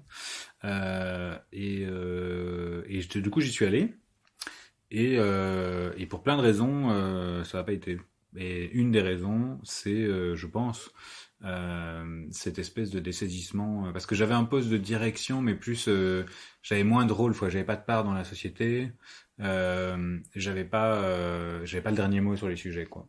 Et ça a été une énorme frustration tout le long, et comme j'y allais en pensant que j'allais avoir un peu plus de poids dans la décision, et ça a été déceptif. Ça a été déceptif. Voilà, c'était une déception pour moi, et je pense pour eux aussi, parce que du coup je correspondais pas exactement à ce qu'ils voulaient recruter. Heureusement, on a eu l'intelligence de se rendre compte tout le monde assez vite. On a eu des discussions très ouvertes pour le coup. Là, j'avais vraiment aucun filtre, et je pensais que c'était la période d'EY était loin derrière. Voilà, c'est ça. C'est hyper important en fait dans le travail d'être hyper transparent sur les doutes et tout ça, parce qu'en fait, ça permet de débloquer énormément de situations. Et en l'occurrence, ça l'a débloqué parce que je suis pas. Enfin, en fait, on est arrivé aux conclusions. Enfin, ils m'ont dit voilà, réfléchis, fais ce que tu veux, mais je leur ai dit bah du coup, je vais partir. Et ils ont tout à fait compris ma décision. Et je pense que aussi, ça les a un peu soulagés parce que ils voyaient bien que je trouvais pas ma place. Et donc, on est parti en très bon terme. Voilà, je suis parti.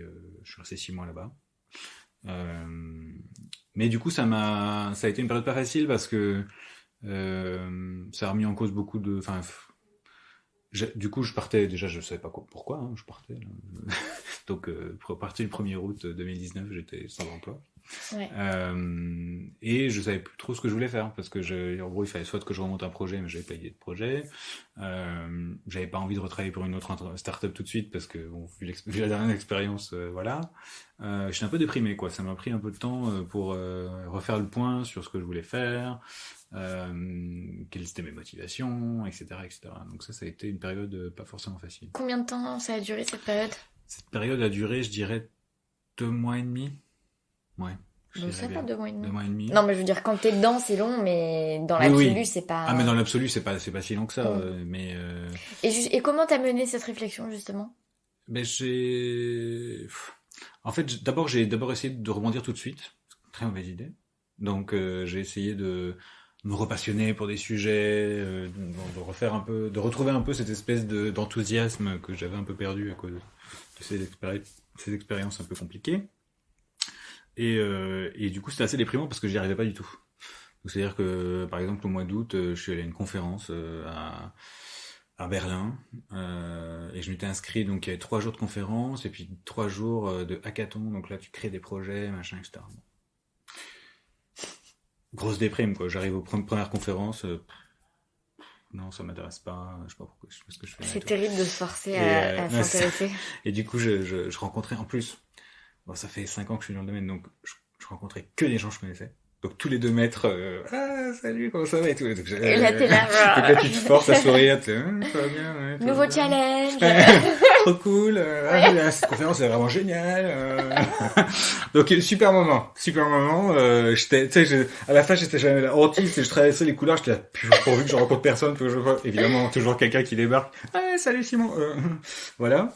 Donc grosse angoisse, il y a des moments où pendant la conférence, il y a des moments où je sortais dehors, tu vois, dans le parc, je suis là. Donc j'ai tenu 2 jours, puis après j'ai avancé mon avion, je suis rentré plus tôt. Donc ouais, je me suis vraiment rendu compte que ça n'allait pas quoi. Il fallait que je me repose et c'était vraiment très intéressant comme expérience parce que vraiment c'était physique quoi. Ouais. C'était vraiment un rejet. C'était pas un truc où je pouvais me dire avec la volonté ça va aller. C'était juste je pouvais pas. C'est drôle ces moments un peu de prise de conscience physique. Moi j'ai eu ça. Alors dans une autre mesure, mais après avoir quitté ma 2e collaboration et dernière collaboration, où j'ai commencé à travailler sur le podcast Fleur d'avocat.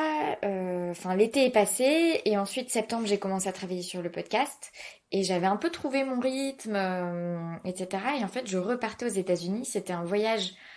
Donc après 2 mois à vadrouiller en France, je partais aux États-Unis et c'était un voyage qui était prévu depuis 6 mois. J'avais un mariage là-bas et j'en avais profité pour prévoir d'aller rendre visite à des amis en fait, à ma sœur d'accueil d'Argentine où j'ai vécu et à une amie dans le Colorado.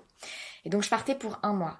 Et avant de partir, j'y allais à reculons. J'avais qu'une envie, c'était de rester à Paris et de continuer à travailler sur le podcast et juste de continuer à avancer. Et puis je pense que tout était tellement instable. Enfin, tu vois, tout me paraissait tellement instable. Je ne savais pas ce que j'allais faire après. J'étais dans la phase où vraiment je ne sais pas où j'en suis. Et donc me remettre dans une dynamique de bouger, d'être dans l'incertitude, dans le mouvement et tout, ça me paraissait complètement insurmontable. J'ai subi ce mois à l'étranger comme jamais. Et d'ailleurs, je regrette de ne pas avoir pris un billet de retour et de juste pas avoir dit à mes potes, écoutez, en fait, là j'ai juste besoin d'être à Paris et ça va pas le faire aux États-Unis.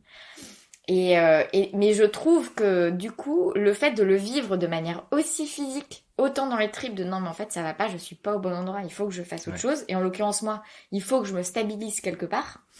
Et ben au moins après ça clarifie la situation. Ça clarifie la situation quoi, sûr. Clairement. Moi du coup je me suis dit bah là ça sert à rien que j'essaye en fait. Il faut pas que j'essaye de rejoindre une boîte parce qu'en plus j'ai quand même une réputation dans le domaine, donc en fait quand les gens ont appris que j'étais disponible, je recevais des sollicitations tout le temps quoi. Et c'était toujours des trucs un peu de conseils et tout, et ça m'angoissait. Je recevais un message, j'étais là. Non, ça va pas le faire. Donc, j'ai commencé à aller voir pareil, peu avant cette période-là, j'ai rencontré quelques boîtes et ils m'ont proposé des trucs qui étaient super cool. Et moi, j'étais là. Oh non, j'ai pas envie. J'ai pas du tout envie, en fait. Théoriquement, ça devrait me passionner. Enfin, vraiment, là, ce que tu me décris, c'est mon poste idéal, quoi. Mais non, non, non, je peux pas. Et donc ça a été une période très bizarre à vivre, mais très intéressante. Et aussi, je pense qu'il y a un côté, juste le corps était fatigué, enfin tu vois, l'esprit était fatigué. Enfin, ça faisait depuis du coup 2015 hein, que je m'étais pas vraiment arrêté, que j'avais pas vraiment pris de vacances, et que j'avais que exploré ce domaine, avec plein de casquettes, de choses différentes. Et juste, j'en avais marre, quoi. Donc ça a été vraiment intéressant. J'ai passé beaucoup de temps, alors j'ai eu la chance de déménager 4 mois avant dans une maison avec un jardin. Je pense qu'il y avait un petit truc prémonitoire là-dedans, donc j'ai passé tout mon été dans mon jardin, tout le mois d'août, à regarder, à regarder le ciel, à réfléchir. Donc c'était très bien. Tout le mois de septembre aussi, j'ai continué. C'était une belle période. Et en même temps hyper dur quoi. Donc il y avait des moments très sereins et puis des moments où je me disais mais qu'est-ce que je fais, je vais pas y arriver. On se pose énormément de questions. Combien de temps ça va durer cette espèce de dégoût de la matière quoi. Est-ce que vraiment il faudra que je fasse autre chose parce que ça m'intéresse plus du tout. T'as eu peur Voilà. J'ai eu peur à un de moment plus ouais. jamais t'intéresser? Ouais ouais j'ai eu un peu ça quand même. Je me suis dit à un moment peut-être qu'en fait j'ai juste fait le tour et que ça m'intéresse plus quoi. Puisque j'avais vraiment plus à m'intéresser au sujet. Il y avait des enjeux, des choses qui se passaient, et je suis là, ouais, bon, bah, débrouillez-vous. Hein, tu vois. Donc voilà, c'était un peu compliqué. Et puis je pense après 2 mois et demi, du coup, là j'ai pris quand même un peu du poil de la bête petit à petit. Et je me suis un peu naturellement réintéressé, des choses recommençaient à se mettre en place. J'étais plus du tout angoissé par le sujet. Je commençais à de nouveau me remotiver, réinformer. Parce qu'en plus, c'est un domaine qui va tellement vite. En fait, tu peux passer 3 heures par jour juste à regarder les nouvelles, quoi. Donc, il y avait un côté aussi très angoissant à ça, je pense, à cette période-là. Et là, du coup, c'est revenu naturellement. Je repassais 1 heure par jour à savoir ce qui se passe. Tout s'est fait un peu comme ça. Donc, ouais. Et Il y a eu t'as un souvenir d'un élément un peu déclencheur ou d'un truc où tu t'es toi-même observé dans cette phase de ah tiens, mais en fait, je suis en train de reprendre de l'intérêt ou... oui, je pense que c'est plus à un moment j'ai eu une prise de conscience en me disant bah tiens là ça m'intéresse à nouveau quoi. Mais j'ai pas vraiment, j'arrive pas vraiment à le situer dans le temps. C'est pour ça que je dis 2 mois et demi, 3 mois, Ouais. je sais pas. Et à un moment, ouais, je me suis dit tiens oui, je peux peut-être faire une mission de conseil pour telle boîte, ça a l'air intéressant. Ok. Et puis en plus là j'ai commencé à rencontrer cette boîte, on a commencé à travailler ensemble. Euh, j'ai vu qu'il y avait que mon profil est quand même hyper atypique et hyper intéressant, donc il y avait plein de gens qui voulaient travailler avec moi et il y avait vraiment des bonnes raisons et que ça se passait bien, et du coup j'ai dit allez j'y vais, et ça s'est bien passé. Et donc voilà, une étape après l'autre, toujours plein d'angoisse entre les moments, hein, il n'y a pas de problème, mais une étape après l'autre, les choses se sont débloquées, quoi. J'ai repris un peu goût au truc, et voilà. Et en plus, ce qui m'a aussi pas mal aidé, c'est que petit à petit, il y avait quand même un projet que j'avais derrière la tête depuis très très très longtemps et que j'avais un peu que j'avais un peu réveillé au moment où je partais de l'autre boîte, mais que j'avais pas du tout fait avancer du coup parce que je n'étais pas en état. Euh, C'était du coup ce projet que j'ai concrétisé là en janvier, qui est de créer une association représentative de l'ensemble du secteur, parce qu'en fait c'est un secteur qui est tout jeune. Euh, Ça doit représenter quelques centaines d'emplois en France, quelques dizaines de millions de chiffres d'affaires, quelques centaines de millions maximum. Il y a peut-être 50, 60, 70 boîtes, très mal représentées. Donc, avec des tentatives de représentation qui ont déjà été faites, j'étais déjà membre d'une association qui avait pour objectif de représenter le secteur, et qui était un peu artisanale, on va dire. Et donc, pas de force de travail pour répondre aux enjeux un peu importants, comme, je sais pas, une nouvelle politique, un nouveau régime d'encadrement du secteur, etc., etc. Et donc pas d'interlocuteur pour les autorités. Et ça, c'était quand même un vrai problème long terme, quoi, pour le développement du secteur. Et il se trouve que du coup, avec mon expérience un peu atypique, avocat, puis start-up, puis etc., en fait, je connaissais vraiment tout le monde, tout le milieu français. Toutes les entreprises françaises, je pense que je les ai rencontrées à un moment ou à un autre, à une conférence. j'ai noué des liens avec à peu près tout le monde, et j'étais une des seules personnes qui faisait un tout petit peu consensus, c'est-à-dire que je suis d'un naturel assez posé et surtout à chercher des compromis, des façons de travailler ensemble, etc., etc., parce que c'est mon caractère. Euh, et donc, j'ai tenté, à partir du mois d'octobre de l'année dernière, de réunir tous ces gens qui, pour les certains, se parlaient plus parce qu'ils s'engueulaient, pour certains, se s'étaient jamais parlé parce qu'on tout simplement ils s'étaient jamais rencontrés, et de les mettre tous ensemble autour d'une table pour dire, dans l'intérêt supérieur de l'ensemble du secteur, il faut que tout le monde se mette d'accord pour créer une nouvelle structure qui va pousser pour le développement du secteur en France de façon générale. Donc tu te Voilà. retrouves à faire des affaires publiques. Et du coup, je fais des affaires publiques. Et du coup, en fait, voilà, moi qui ne pensais ne jamais avoir de réseau, aujourd'hui, je fais des affaires publiques. C'est dingue, hein? Voilà. Non, mais je le souligne quand même. C'est quand même. Mais moi, je trouve ça génial. Donc après, c'est beaucoup de fonds quand même, hein. C'est des affaires publiques, mais il faut du fond derrière, il faut des Oui. choses à dire, Mais quoi. donc, du coup, tu Mais rejoins finalement quelque chose que tu savais qui te plaisait, c'est-à-dire la réflexion de fond, hmm, le fait de défricher des sujets, de faire des propositions sur des trucs où personne ne s'est prononcé, etc. oui, Donc l'aspect vraiment très macro au niveau de la réflexion, et même si ça implique des analyses très micro, bien évidemment, pour prendre cette prise de hauteur, mais et d'un autre côté, cette espèce de deuxième casquette que tu t'es découverte tout sur à le fait. tard, quoi, qui Ouais. est celle du réseau, de rencontrer des personnes, de d'aligner les propositions de valeur et de donc c'est intéressant. Complètement. Et c'est quelque chose, effectivement, qui est, je pense, tu m'aurais dit il y a 5 ans que je vais faire ça, ce que j'aurais rigolé, quoi, c'était pas possible. Parce que, je, à la base, une des raisons aussi pour lesquelles j'avais pris le droit fiscal, c'était parce qu'il n'y avait pas de plaidoirie. Parce que j'avais une peur bleue de parler en public, quoi. C'était un truc que j'avais jamais fait et je savais pas faire ce plan. En fait, c'est un truc qui s'apprend. C'est aussi simple que ça, hein. C'est de la pratique et de la méthode et voilà. Et il faut juste se jeter à l'eau et bon. Et, euh, et je pensais pas que ça s'apprenait, quoi. Je pensais que c'était un caractère inné qu'on avait ou pas, quoi. Et du coup, aujourd'hui, effectivement, 50% de mon temps ou 60% de mon temps, c'est rencontrer des gens, c'est participer à des groupes de travail, c'est faire des interventions publiques, et du coup, c'est que de la représentation, quoi. Et donc, ça me change beaucoup de ce que je faisais avant, ça c'est sûr. Mais ça me plaît énormément. Je suis extrêmement content parce que du coup, le projet d'association s'est super bien passé. Les 10 membres, les 11 membres que j'ai contactés sont tous venus, donc il n'y en a pas un seul qui a dit non. On a cofondé le projet, on a tout de suite eu énormément d'accueil positif au niveau de l'État, au niveau des entreprises de façon générale, donc que des retours très positifs. Donc ça a été vraiment hyper satisfaisant.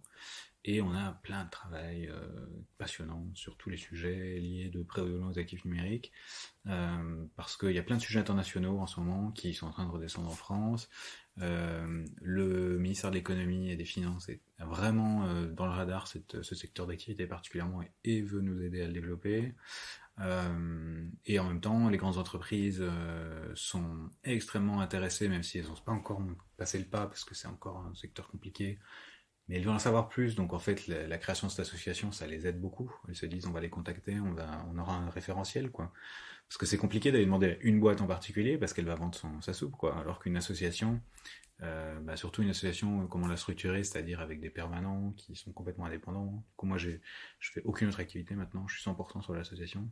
Et d'ailleurs, ça fait partie des Et comment est-ce obligations. que cette association, elle est financée par les acteurs du système, justement? Et du coup, là, elle est financée par les membres, hein, tout à fait. Mm. Tout à fait. Qui financent, du coup, 2 permanents, euh, et un prestataire qui nous aide sur la communication. Et déjà, est-ce que t'as moins cette angoisse par rapport à l'ennui? Et Oui. que ce soit Mm. l'ennui et aussi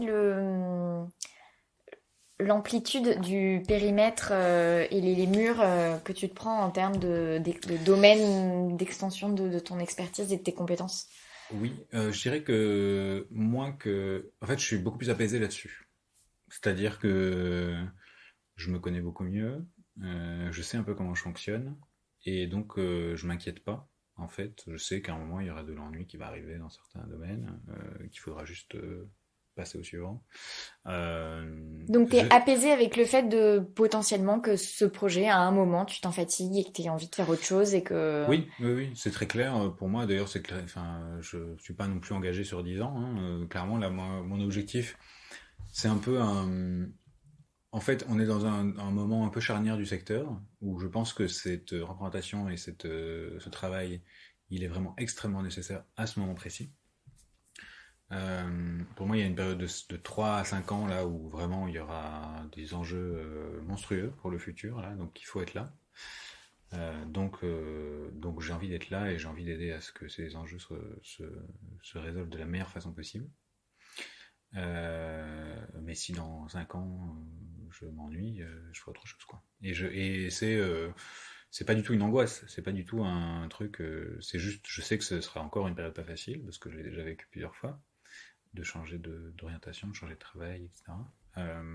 Mais je suis beaucoup moins. Enfin, en tout cas, je me refuse complètement à angoisser à l'avance parce que j'ai de plus en plus confiance en moi sur le fait que je suis capable de trouver autre chose qui me passionnera et une façon de travailler, etc., etc. Aujourd'hui, je pense que là, la structure telle qu'elle existe, c'est un peu le travail idéal que je pourrais imaginer si jamais j'avais envie de. Enfin, si je devais un peu faire la synthèse de tout ce que j'ai réussi à faire ces dernières années et de tout ce pourquoi je me suis passionné particulièrement et où j'ai passé du temps au détriment des autres sujets, bah, c'est tout ce que je fais dans l'association aujourd'hui, quoi. Donc, le poste qu'on a recruté, c'est une personne avec qui j'avais travaillé, avec qui on s'entendait super bien. Donc, je pense qu'on peut difficilement rêver mieux, quoi. Ce serait un peu compliqué. Et donc, voilà, quand j'explique ce que je fais, tout le monde me dit, bah oui, c'est normal, c'est ça que tu sais faire, donc c'est cool. Et effectivement, je le sens aussi dans mon travail, je suis hyper motivé, j'ai envie de faire plein de choses, et même les choses ennuyeuses, je les fais, quoi. Mais je sais enfin, je me fais pas d'illusions. Je sais très bien que c'est pas un tas de grâce qui peut survivre 10 ans, quoi. Donc voilà, j'en profite tant qu'il est là. Je fais le plus de choses possible. Je cherche aussi à développer l'activité. J'ai un peu c'est pas une angoisse, mais cette habitude du coup d'essayer de faire plein de choses pour euh, pour couvrir tous les sujets, pour être un peu présent partout et aussi continuer à explorer et faire des choses. Donc ça, c'est passionnant et l'association, c'est un bon cadre pour le faire. Euh, mais si dans quelques années je m'ennuie, ben voilà, j'en tire les conséquences. Il y a pas de, c'est pas un blocage et c'est pas une angoisse, quoi. Je me reconnais pas mal là-dedans. Enfin, ça n'empêche que j'ai des angoisses que si Fleur d'avocat fonctionne pas, je dois... mais je me reconnais dans ce truc de me dire, bon, bah, ce serait un mauvais moment et puis je trouverai une manière de rebondir. Et l'avantage, et si Fleur d'avocat fonctionne d'ailleurs, parce que j'ai aussi ça, c'est que comme... Enfin, j'ai aussi cette impression que mon travail n'est pas le même aujourd'hui qu'il y a 3 mois et que 3 mois avant. Et ça, je pense que c'est l'avantage des petites boîtes, tu Oui, vois, où oui, du coup, t'es tout le temps dans cette espèce de sable mouvant qui est à la fois anxiogène et extrêmement énergivore parce que bah, t'es tout le temps en train de faire des nouveaux trucs et donc voilà. Et à la fois qui est aussi très satisfaisant pour, oui, oui, tu c'est vois, sûr, les, c'est sûr. Il y les a un côté, impatients que nous sommes finalement. exactement. Et puis l'idée, enfin, de réaliser des choses, quoi. Mm. Réaliser des choses vraiment concrètes. On peut se dire après, oui, j'ai fait ça, quoi. J'ai fait quelque chose de concret qui a servi, et voilà. Et ça, c'est vraiment quelque chose où je pense aussi, c'est une des choses que j'avais du mal à voir de façon claire dans mon métier d'avocat, parce qu'on fait des notes pour des grandes boîtes qui, bon, c'est pas très bien ce qu'elles en font. Et là, c'est vraiment pas du tout la même chose, quoi. Là, c'est des réunions avec les autorités de tutelle pour déterminer le cadre juridique. C'est des espèces de prospectives pour déterminer quel va être le futur du secteur. C'est des choses pour lesquelles c'est à la fois passionnant et en même temps, on se dit si on fait les choses bien, ça peut vraiment changer les choses, quoi. C'est pas juste pour informer, ça peut vraiment avoir de l'influence sur des gens et ça peut créer des vocations, ça peut changer des vocations, ça peut motiver des gens à faire des choses. Enfin, et ça, c'est hyper motivant.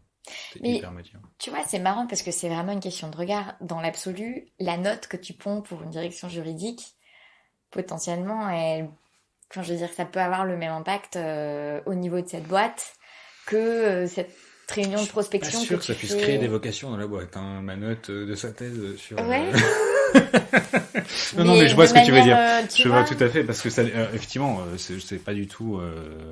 Enfin, c'est des choses qui sont. Le boulot de conseil, c'est à la fois nécessaire, intéressant. Enfin, moi, je me suis passionné des années pour ça. Il y a aucun Et donc problème. c'est marrant parce que c'est ce regard, c'est pas du tout une critique, Hmm, hein, mais c'est pour dire que c'est fou quand un projet te plaît, en fait le sens il vient de toi quoi. hmm.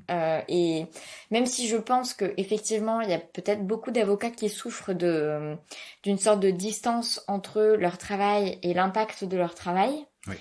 Et notamment, je pense les avocats d'affaires, les avocats conseils, qui, tu vois, qui voient pas un détenu libéré, enfin voilà. Et ça, je pense que c'est sûr, même si j'ai aussi l'impression qu'il y a pas mal d'avocats dans cette situation qui essayent de du coup changer leur rapport avec le client pour avoir plus cette sensation d'être un peu aussi d'une certaine manière juriste d'entreprise. Enfin, tu Oui. vois, Oui, oui. d'être plus dans l'opérationnel et de suivre plus les dossiers sur le long terme et tout. Mais quand même, le sens, il vient de soi, parce qu'une même réunion, tu peux l'analyser d'un côté comme, Ah, ben voilà, c'est mais c'est une complètement. réunion, c'est du brainstorming, et gna gna gna, et puis bon, bah, en fait, on sait pas ce que ça va donner et tout. Et ça, j'en suis particulièrement conscient parce que tous les acteurs de l'industrie, quand je leur dis ce que je fais, ils me disent mais du coup, on est content que tu le fasses parce que nous, ça nous aurait vraiment beaucoup, beaucoup ennuyé de le faire. Ouais. Donc c'est un peu chacun met le sens dans ce qui le passionne, hein, c'est Mm. sûr. Et je pense que pour plein de gens, ce que je fais, c'est pas concret quoi, c'est pas pratique et ça apporte pas grand chose parce qu'on voit pas très bien. Là, c'est des résultats sur du long terme avec des effets de bord. On n'en tire jamais exactement ce qu'on veut. On a toujours un espèce de compromis avec ce qui est en face. Enfin, c'est un métier aussi où c'est pas forcément évident de valoriser son travail, de ce qu'on a fait, etc. Donc ça, j'en suis bien conscient. Mais effectivement, comme tu dis, c'est une question de personnalité. Parce que moi, ça m'apporte énormément de satisfaction et j'ai vraiment l'impression de servir à quelque chose en faisant ça. Alors que, effectivement, pour beaucoup de gens, ce serait vraiment pas utile tout ce que je fais. Voilà. Enfin, en tout Mm. cas, ce serait pas considéré comme quelque chose d'utile. Et qu'est-ce que qu'est-ce que tu consommes comme information pour apprendre? Je suis en train de changer avant, j'avais une question qui était, est-ce que tu as une source d'inspiration? Mm. Et en fait, j'ai à chaque fois l'impression que la personne bute un peu sur cette question. Et donc, je la change pour qu'est-ce que tu consommes, comment tu apprends, Mm. comment est-ce que tu te nourris intellectuellement? De plusieurs façons. Euh, je consomme énormément de supports écrits. Je pense que c'est 90% de ce que je consomme Des comme livres, des information. articles, des blogs. Et ça, alors, c'est en majorité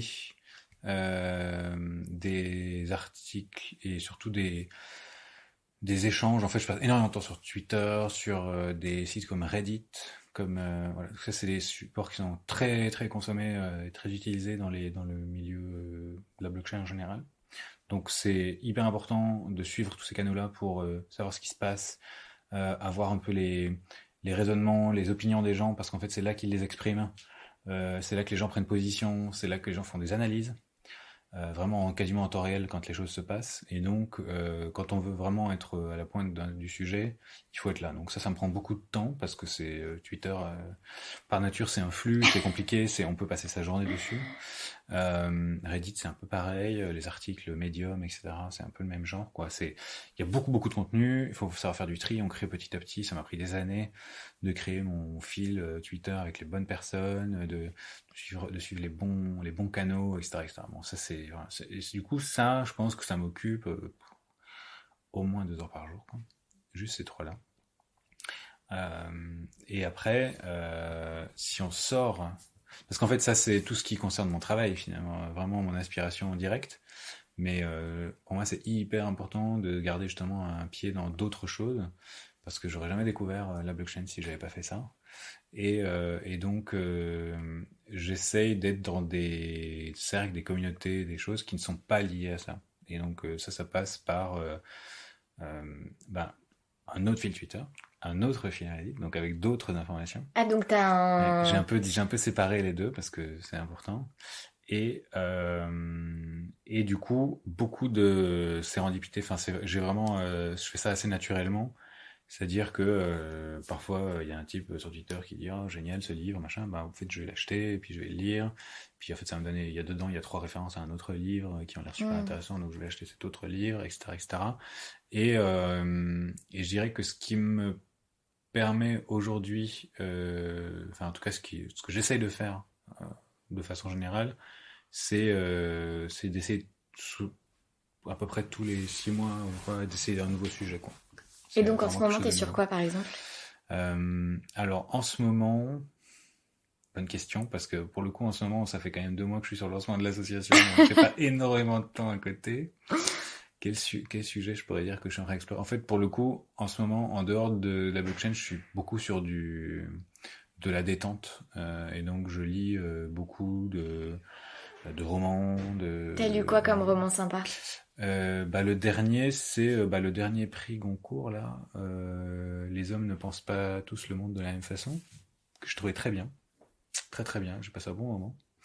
Et pour le coup, oui, c'est aussi une ouverture des romans comme ça parce que c'est des univers différents, des personnages différents, des façons de penser, et ça fait partie des choses intéressantes. C'est aussi ce que je recherche aussi dans la littérature et dans la lecture en général, c'est essayer d'ouvrir le champ de réflexion vers de nouvelles choses. Et ça, c'est quelque chose que j'ai toujours fait et c'est presque une obsession, quoi. Euh, mais qui est lié tout à fait à mon caractère, puisque comme je m'ennuie très vite des choses, je veux toujours des nouvelles choses. Quelle est ta dernière joie? Ma dernière joie, c'est très facile et ça va être professionnel, purement professionnel, mais c'est qu'on a fait la réunion de lancement de l'association là vendredi. C'était un très gros succès. On avait 150 places, il y a eu 300 inscrits. Il y avait l'autorité des marchés financiers, la Banque de France, il y a tous les gens qu'on attendait, malgré le coronavirus. Voilà, on a fait ça le comble. Et vraiment que des bons retours après. Donc ça, c'était une grande, grande satisfaction parce que ça a été énormément de stress à préparer. Donc ouais, puis c'était une belle journée parce qu'après je suis allé au théâtre voir la pièce La Machine de Turing là, et c'était vraiment aussi un très beau moment. Donc ouais, c'était une très bonne journée vendredi dernier. Et qu'est-ce que tu as fait de ta robe? Et bien en fait, est-ce que je peux le dire, je n'en ai jamais eu. Bah oui, tu peux le dire, t'étais Ouais. fiscaliste. J'étais fiscaliste et en fait, voilà, on m'a prêté une robe pour la prestation de serment. Une amie à moi m'a prêté sa robe pour la prestation de serment. Et en fait, j'avais jamais de raison d'en mettre, puisque la procédure administrative contentieuse est quasi exclusivement écrite. Mais de manière un peu plus globale, du coup, la profession d'avocat et ton passage dans la profession d'avocat, tu le vois Ouais. comme ça a été un moment de ta carrière. Enfin, je veux dire, ça a été un passage, ça t'a appris plein de choses, et puis il y a toute une autre vie derrière qui se découpe en plein d'autres morceaux qui t'apprennent plein de choses. Enfin, c'est un peu ce que je comprends de ton parcours, hein. Oui, c'est vraiment comme ça que je vois les choses maintenant. Euh, Ça a été incroyable, j'ai passé des super moments. J'ai vraiment aucun regret sur aucun de mes métiers, aucune de mes expériences, parce que à chaque fois, ça a été des énormes découvertes, des super rencontres. J'ai gardé des liens très forts avec plusieurs personnes à chaque expérience professionnelle, donc ça a été vraiment aussi sur le plan humain des choses très riches.